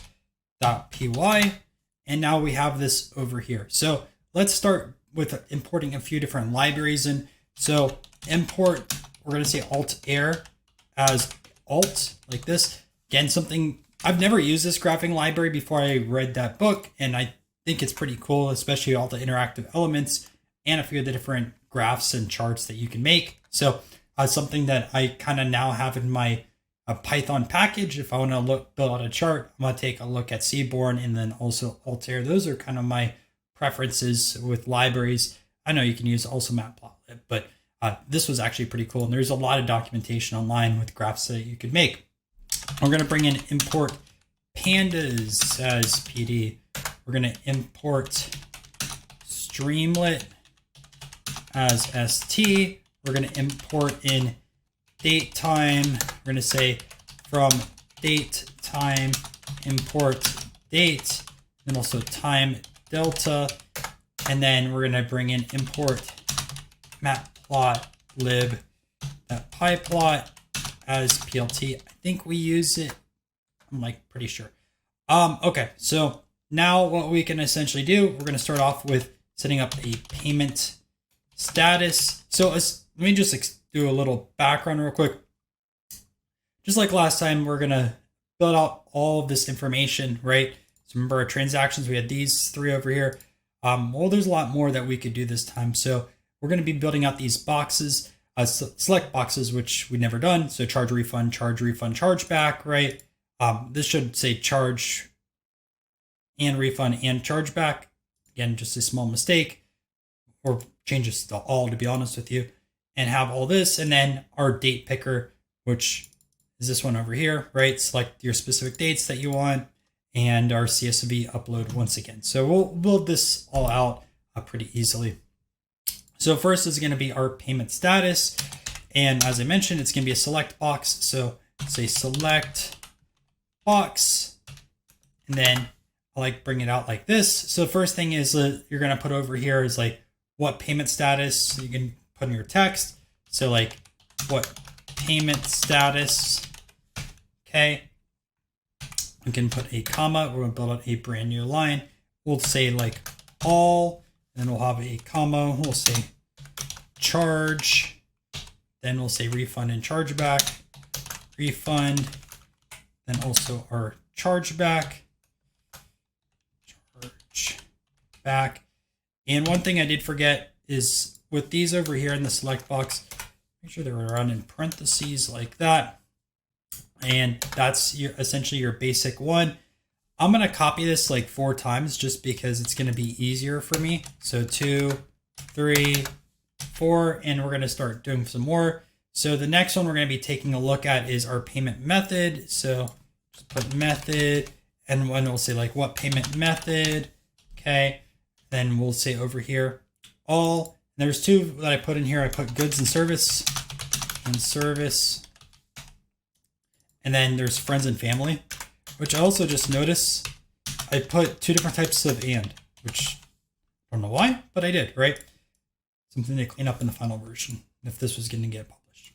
But so we have all, goods and service, and then friends and family. Okay. Now we can just do it like payment application. So just go over here, application, all right? And we can say like what payment application if you really wanted to. And then we can say like all. We have like desktop, we have tablet, and we have phone. I think we had one more over here, country, right? Yeah. So we had payment country. Put that over here. So we have our payment country. Say country. We have US, UK, and also Australia. Great. Now we have all of that over here. And we're going to start working on some more information on here. Now I'm going to start working on these dates. So again, if you go over here, start date, end date, let's work on that. And then I put a default 180 days prior, show you how to do that as well. So I think it is kind of beneficial to put a start date, as a specific date or an end date later. Like it depends on your application, but I think it's a good user side of things, especially if like 180 days is standard. Make that part of your app. Don't make someone go over, click, and go back a few months each specific time they use it. Okay, so let's go back into Visual Studio and write that out. So today equals date time dot now. That's how that works. And then we'll say days 180 equal date dot today. And then we're going to do that minus time delta again. So remember that from earlier, delta, and we'll put over here days equal 180. So we have both of those, right? Today's date, and then we can do date dot today, and then minus on 180 days. So now we can do our start date and also our end date. So let's say start date. We're going to say that's going to be equal st.date underscore input. Then we're going to say start date default 180 days prior, right? And then we have this over here, and then you just put in days 180, and that's going to be your default date for this date input, which is pretty helpful, right? And then we can say we're going to put our end date over here. So again, I just kind of copied that with end date, and then we're going to put over here just very basic end date. We'll say like default today, like that, right? And all we're going to put over here is put today. So now we have today in here and our days 180. Next, we're going to set our df pre-clean. So say df pre-clean equals st dot file uploader, right? And then we'll say select CSV file like this, okay? And then we're going to say if, and we'll put over here df pre-clean is not none. It reads in that file, right? So say df pre-clean equals pd.read underscore CSV. And then we'll throw in our df pre-clean like this.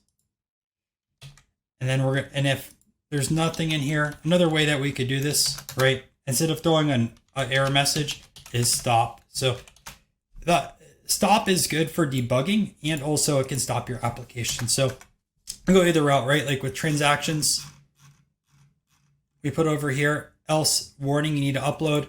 Here, we're just going to put a stop. All right, so now we're going to do more calculations. All right, and now I'm just going to copy over all of the different stuff that we built out earlier, right? So just go back over here, and this is all the transformations I made to pre-clean to making it into DF.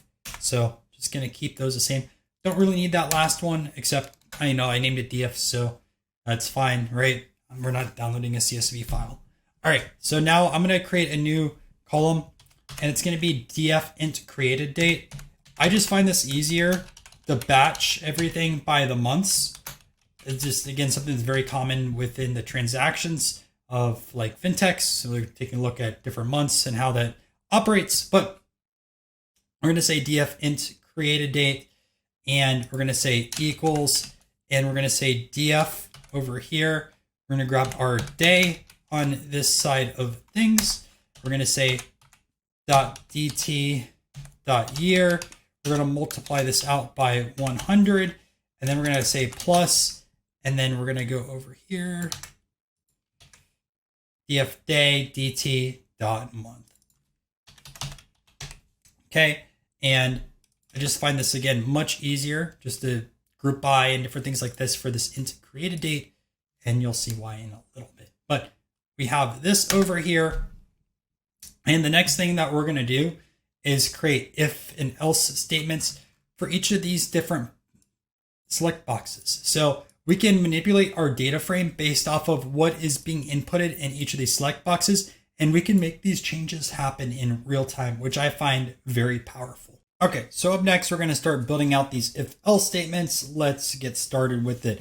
And just for ease of use, I'm just going to copy all these over here. So we have payment status. So throw this over here. Then we also have our payment method. Throw that over here as well. Application and also country. So that way I just don't have to keep scrolling back up and trying to find this information in case I make some typos. So we're going to start with payment status and let's work on that. So here's our if else statement that we're going to do. So we're going to say if, and then we're going to throw our payment status over here equals, and we're going to put our first one over here. We're going to say charge, and you put a colon here at the end. And then we're going to say df equals df. Inside over here, we're going to have df. We'll say type. We're going to say that's equal, and we're going to put charge in here like that. Then we're going to put an elif, or also known as a else if, and we'll put a payment status over here. And this one we're going to say is a refund. So we'll put that over here, and it's essentially going to be the same thing over here. This time we're going to put refund. And again, this is going to be pretty cool because it's going to pretty much dynamically change these graphs as you put them in there. And last one we're going to put as chargeback. So we'll put that in here for chargeback, and boom, we have our chargeback. So there's one other thing we need to put over here. So if it doesn't hit any of these criterias, we're going to put else, and then we're going to put pass. So if we just go up here, and I'm not going to do this for all of them, but we'll just do this for payment status, right? So if you go to payment status, you have all, charge, refund, and chargeback. You'll notice I didn't make any modifications to the code for all.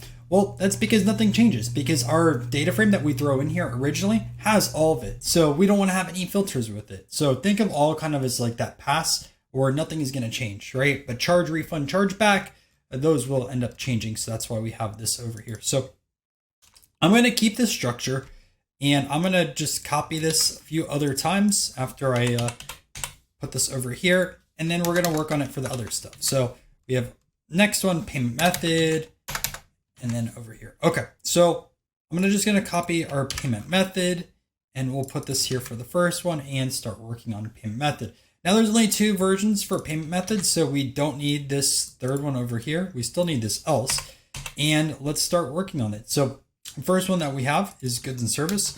So goods and service like this, and we'll copy that. We'll put this over here. And then what we also have is friends and family. So we'll put friends and family, and we'll just copy that, and we'll put that over here. Now it's not type. This time it's going to be transaction type. So make sure you change that, transaction type like this, and then transaction type. All right, great. Now we're going to take a look at the next one, which I think is payment application. We have method done, and we have payment application. Perfect. So make sure you just change these 3 over here. And these 3 are going to be desktop, tablet, and phone. So we'll say desktop, tablet. And then also we put our phone over here, right? And then instead of this one, we're going to say it's going to be our source. So copy this source over here, and boom, payment application is done. Lastly, we're going to do payment country. So we're going to just copy that, and we'll put all these over here. So country, right? And then let's put over here US, UK,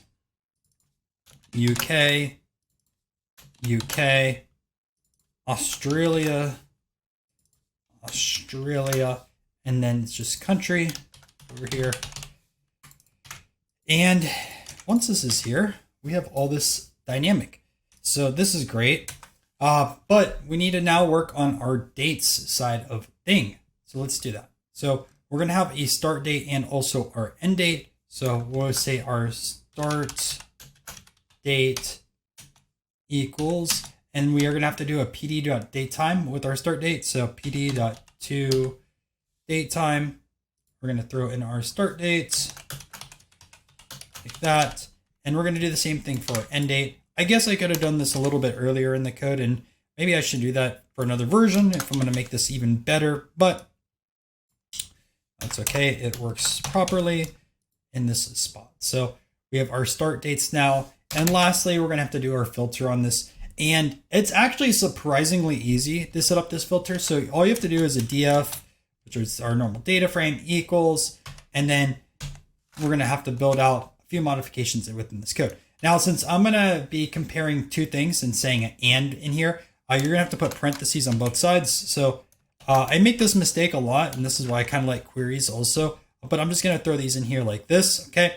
And let's build this out. So we're going to say our df of our day, and that needs to be greater than or equal to, say greater than or equal to, and we're going to grab our start date, right?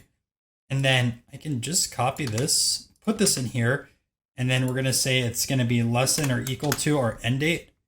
And maybe I'll just modify this a little bit, a little more white space over here. And I think this is more readable. Again, it can get a little complicated as these expand out, but I don't think that looks too bad with that side of things. So before we start plotting everything, essentially, right, we're going to have select boxes. Then from the select boxes, right, we essentially build if-else statements with all here, which modify our data frames. And then we have our start and end date, which is going to be modifying it also based off of the date input on that side of things. And by default, we're going to have it as 180 days. And we're halfway done now with this graphs code. We still have quite a bit to go because we actually have to build out our graphs. Now, when you're going to be working with your own data, you're going to try to figure out what graphs you specifically need for stakeholders. I kind of know which ones I would like to see with the presentation on this side of things, and it could be modified. You could add in more graphs if you really want to, but I think these four are good enough or like ample enough to take a look at the data that's presented and show some interesting trends on that side of things for merchants. So again, could be modified and add more graphs here. Sure, absolutely. But will that add in more time to this video and also, complicate the code as well? Correct. So I think 4 is a good spot, and we're going to build out essentially 3 different ones. The fourth is just like a small minor variant, but I think it is quite necessary to have. So I'm going to do the most common thing ever and call our first one chart 1. Now, again, we're going to start with this Altair, I think that's how you pronounce it, library. So we have this brought in as alts. So feel free to read the documentation on this side of things. Honestly, I didn't even know about this library up until like a week ago. So as soon as I found out about it, I researched it, and if I can learn it that fast, so can you, right? So we're going to do a chart. We're going to bring in our data source first. So I'm just going to name this as df. Then we're going to do .mark bar like this. And then we're going to encode it. And we're going to say .encode. And we have this on the inside. I'm going to say alt.x. And also show you essentially where I grabbed a lot of this from too and modified it. So we have total. I'm going to put Q over here. And then I'll put a comma, and I'll say bin equals true. Put a comma over here. Up next, we need to have our y, and this is just going to be count like that. Okay, it should be good once I put that over here. Now we're going to set up our properties. So properties like this. Okay. The first one we're going to do is our title. Now this is going to be a little complicated with the title, but make sure you stay with me on this one. I promise you it's not that bad. So the first thing we're going to do is our text on here. So text, and we're going to say for this one over here is just going to be count of transactions. So in here, count of transactions. And we'll put a comma here at the end. And this is where it's going to start getting a little complicated. So we're going to build out a subtitle to this. So subtitle, and essentially what we're going to do is take the user input from all of these over here. Well, not the if else statements, but over here, these select boxes, and dynamically attribute them to the subtitles for each of these different graphs. Because if you don't, like, you could be taking a look at the graphs and you don't know what they're presenting. And I feel like it's so much easier on that side of things. Plus, I mean, it's from the picture side of things. If you're saving these graphs, I think having all that there is very useful rather than just screenshotting like the entire form or writing down some notes in general. Like, I'd rather just have it directly here. So essentially, we're going to build out all not four, but 6 different type of variables to this subtitle, the 4 select boxes and the 2 specific dates. So let's get started on that side of things. So we're going to need, like what we did with the XLSX naming, right? We put F over here, and this allows us to dynamically put in some variables with this side of things. So what I'm going to do first is put our payment status in here. And essentially what I'm going to do is put over here our payment status, right? And I shouldn't have deleted these. I should have thought ahead of time. And I guess I could just go up here and grab it. But there we go, right? So now this will show us our payment status, which is great. Now I put a comma over here, and I'm going to do this all over again with F. And each of these are going to build out a brand new line too, which is really nice to see. So I'm just going to probably copy this like, I don't know, 4, 5, 6 times. I think that should be good. And we're just going to go down the line. So after status, we have payment method. So I'll just throw this here, change this to method. Then after method, we have application. So we'll throw application over here. I'll change that to application. And then after application, we have country. So we'll do the same thing with country and just go over here and change that. So we have status, method, application. This one, oops, with status first. So we'll change it to country.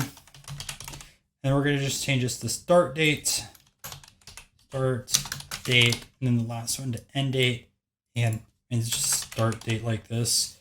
So nothing too special. And then end date. And we'll just put our end date over here. And that should be all of this, I believe. Well, let's put a comma here at the end. I think that should be that there. And then the only other thing I would kind of recommend is resizing these just so they're all decent looking. And I found that a width of 800 and a height of 500 work very well. So we'll just say like width of 800, and we'll say our height is going to be 500, and we'll put that in over here. And boom, we have our first chart now done. So we're going to work on chart number 2 now. And honestly, I'm just going to pretty much copy this. I use this as like a baseline of code. We will be changing parts of it, but I think this is a good way to start. So instead of mark bar this time, we're going to say mark, and then we're going to put in here a box plot. So I'm going to say box plot, and then inside this time we're going to have to put extent equals min max. Okay, we're still going to have our encode. Now our X and Y is going to change a little bit. So over here, we're going to change our Y into a total, and then we're going to put over here Q. Okay. And then our X, now we're just going to have a normal X, and we're going to say X equals, and we're going to throw in the int created date. So int created date, and then put this over here. I believe it's an O, like that. Properties, and then instead of count of transactions, we'll say like box whisker by month, like that. Subtitle is going to stay exactly the same because those are our essentially variables. And make sure you change this into chart 2. And this is going to build out those first 2 charts. So really great there. I think I'm going to just show you real quick how I build out chart 3 and then also chart 4, because like they're nearly identical, Real quick before we do number 3 and 4, I just wanted to show you guys where you can grab this information from. So here's the documentation for this library. So Vega Altair, right? Visualization. And honestly, I just went over here to examples and you can just grab the code. So like, let's see, you see something you like, right? Like, let's say you want to see this bump chart, and I've never used a bump chart before, but take a look. You have all this code over here. So just copy this code into, whatever you use, Google Colab, Jupyter Notebook, whatever. Have all your other information and change it up, right? And see if it works properly. And if it works properly, awesome. Time to import this over into Streamlit. And that's essentially what I did when I was building this out. I found some examples over here that I liked. I tweaked them based off the data that I had, and then I went with them. And I think it's pretty helpful, right? So like, I believe this was the one that I copied originally, and I did make some modifications, obviously, like you can tell, not only from just the text and the subtitles and different things like that, which I saw from other examples. So I just copied them over, and let's go back into over here and start working on 3 and 4. So here we go for 3 and 4. Now we're just going to put bar3 equals, and then we're going to do another over here. So we're going to do an alt chart. I'm just going to copy this over here, alt chart, and then this is going to be a mark bar. So we'll just put a bar on this side of things. We're not going to have anything within this side of things, and then we're just still going to encode it. Our X is going to use the int created date, but we're going to change it a little bit on here. So first thing that we're going to do is we're going to use this alt method over here. So like this alt X. So we're going to put that actually for X equals alt X, right? And throw this in here. And we're going to have int created date with this O at the very end. And then we're going to just title this real quick. We're going to say title equals date. Okay. And then we're going to have our Y in here, which is now going to be an alt Y. So I'm going to say that, and we'll just change that to alt Y. Okay. And what we're going to put inside over here this time is a sum. So we're going to sum the total, and which I find very nice. And this time we have our Q over here. Okay. And then we're going to say our title. I'm going to copy this instead. And this title we're going to call as total. Okay. And then we have both of those working, which is great. I do need to put a comma over here as well, and another comma. And one thing that we're going to be doing, so like these are a little bit different, and I'll show you why. Well, we don't have anything over here. Let me just throw this up so you can see real quick. So you see how I break down the payment type? We're going to do this now, which you don't see that on the box and whisker or also the histogram. So pretty easy to do. All we're going to have to do is color equals alt dot color, and then in here we're going to say type. We're going to say our N over here. Then we're going to say title equals, and we'll put over here payment type. Okay, so now we have this encode. And then once we just go over here, right, this encode has been closed out. You see that's been over here and that's over there, which is great. So now we need to build out our chart 3. So we're going to say chart 3, and this is just like another way to do this, equals, and first thing that we're going to do is put our bar 3, and then we'll put dot properties. Okay, and then we'll open this up again, and we can essentially just copy what our properties are, like this side of things. So first thing that we have is our title. We'll scale this back over here, right? Our subtitle. Well, actually, these are tabbed out, so let me change that back. And our title for this one's going to be a little bit different. We're just going to say this is a box plot on this side of things, and we're going to say like mean transaction by month and keep the same. Okay. Well, I say sum transaction, not mean, but sum transaction for each month. I think that's what we're doing, right? We're summing this over here. And I'm going to copy this code and we're going to do this for number 4 because it's going to be the same, right? So bar 4, chart 4, bar 4 properties. And then here's how we're going to change this time. Instead of a sum, we're going to put count box plot count. And this should be transactions, not transaction. Either way, there's going to be some minor errors with this side of things. So we have all those now, and we wouldn't be able to replicate what we have over here. So like what we have over here are different tabs, and I think tabs look very nice within Streamlit. So here's how you do it. So what we're going to do is go back over here and we're going to define our tabs. So we're going to have like tabs, not tabs, but tab 1, tab 2, tab 3, tab 4. We're going to say it's equal to st.tabs, and then you have to name each of your tabs. So inside over here, let's start naming these. So we're going to have our histogram, put a comma, we'll say box whisker, comma, box plot sum, and then box plot count, like that. But we are not done. We're almost, right? So the last thing what we're going to have to do is we're going to say with tab 1, and then in over here we're going to say st.altair chart, which is this first one over here, and then we're going to grab chart 1, and then we're going to say in here use container width, and we're going to say equals true. And I'm going to do this for each of the different tabs. So we're just going to copy and we're going to paste it for each of them. So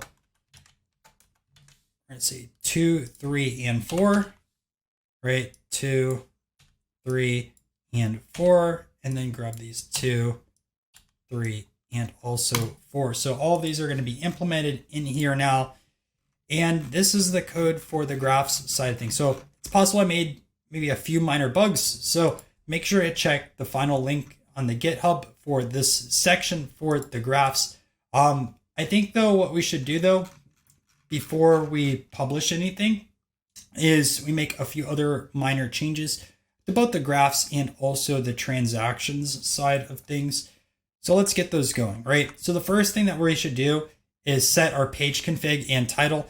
Like we shouldn't have this under here for hello, but not for graphs and also transactions. And I need to save this too before I forget. So let's do that. So super basic, right? st.set page config, and then you can just say our page title, and we're going to say this one is charts, and then we can have like a page icon equals, and I already have this off to the side, so we're just going to grab this icon over here, and it's just a chart going up. And then let's put our title in here. So we're going to say st.title, and then we're just going to say like chart creator. So that's this side of things. I'm just going to copy this, and we're going to go over here, put this at the top. So we'll say page title is transactions. And let me find an icon real quick for that one.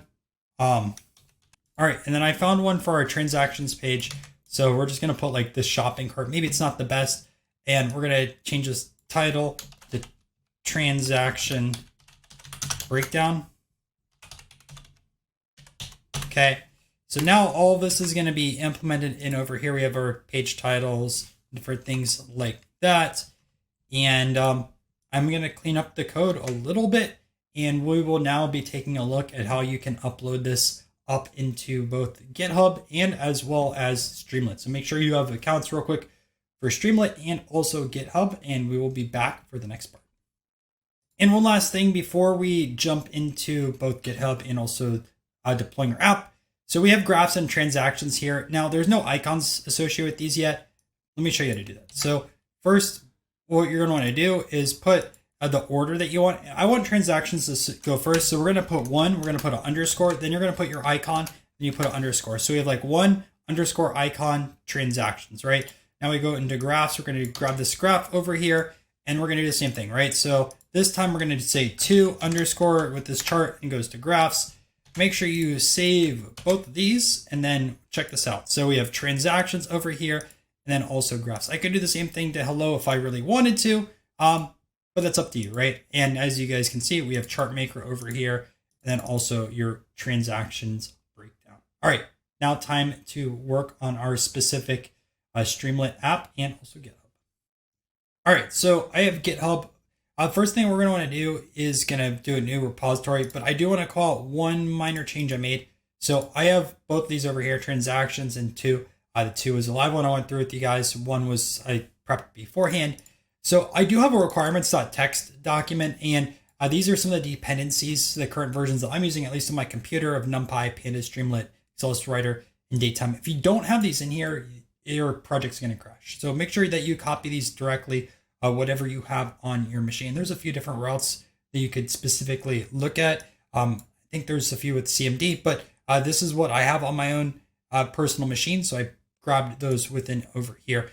The first thing that we're going to do is go over here and just do a new repository. And we'll just name this as like transaction monitoring or something like that. I don't know. I can change the name in general, description, transaction app made for YouTube. Now there's a few different ways that you could upload stuff to GitHub, especially if you're more savvy. Now I'm just going to do a pretty basic way that anyone can do. So you can just upload an existing file. So what I'm going to do is just go over here to transactions, and I'm just going to drag this entire folder over here, and it's going to upload these automatically, specifically where they want to go. And I'm going to click commit changes, right? So you can specify what changed on this version you want to, and I'm just going to click commit. So now we have this folder under transaction monitoring. We say transactions, right? We have our hello.py, we have our requirements. I have this as text, so I should probably change this real quick because we're going to get an error on that side of things. And then we have our 2 pages on here. So let me just change this real quick. I'm just going to edit this side of things and remove that second text. Not sure why that happened, but it's all right. So we have a requirements.txt, hello.py, transactions.py. Okay, so now everything's on GitHub, and we're going to go over here to Streamlit, and we're going to click on new app. So first it's going to allow over here to GitHub. So now it's over here. So our repository we need to grab, right? So Ryan Nolan data, and then I'm going to go into our transaction monitoring, and our main file path, it does not show this right now. Now we need to grab our hello.py. So that's this one over here. You can just copy this path over here and paste it, right? And then our app URL, you can put this to whatever you want. I'm just going to keep it as this default one over here, a branch main, and we're going to click deploy. And assuming everything works on your app, this should move forward. So app is in the oven. You're going to get this animation for probably about a minute or so. Could be a little bit longer, could be a little bit shorter, and then the app will end up deploying. So let's just wait this out. Check it out. So we have this officially loaded. Welcome to PayPal Reviews. These 2 apps help us review from transactions per customer, YouTube video, and Twitter. Then we have our transaction app over here, and then also our graphs. And our graphs actually has an error. So this app has encountered an error. The original message is redacted to prevent data leaks. So I actually do have an error in here. And let's take a look at this. Import matplot, pyplot as PLT. Let's see what our error specifically is. So Python were installed. No module named matplotlib. So did I not include our matplotlib within here? We're going to take a look, right? So we'll look at that in a second. Let's just make sure our transactions work first. So we'll do like this. We'll say like live YouTube demo. We'll enter in a name, Ryan. We'll enter in our high ticket. We'll say it's 5,000 because it's our high. We'll say 4,000 on this one. Browse files. And we're going to throw in over here PayPal transactions 3. download Excel, right? Live YouTube demo is here. Hopefully this works. And then we're going to clean up this one error with the graphs. And we're going to be on our way with our first Streamlit app.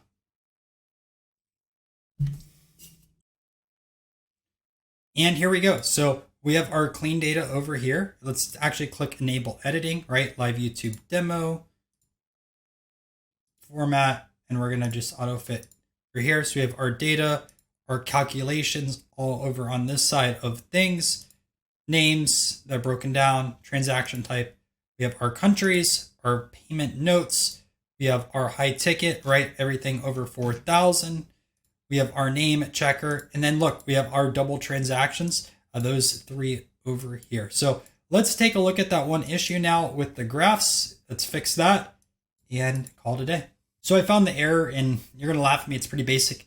So matplotlib.pyplot. I didn't actually use matplotlib since I use Altair, but originally I had matplotlib in here, and I just had to remove this. So I just literally commented it out and take a look. So now it is working. And again, you can go over here, manage app, and it'll show you everything that's going on. This is the best way to troubleshoot it if you're having errors, as well as like stops that you can build in with your code. But let's just make sure that this is working correctly. The one other thing I need to change on here, and again, it's not the final one, is change this charge and refund to all, which very basic to do, but we'll just go over here to browse files. We're going to throw in here our PayPal transactions, and look, we have all of our different charts that were created, right? We can change this to goods and services. This is down over here, right? We can say this is just UK down below over here, and everything's working. So really, really nice. Let me show you real quick how we can make a few different changes and then also relaunch our app. I uploaded a new file. I'm just going to change this charge and refund to all.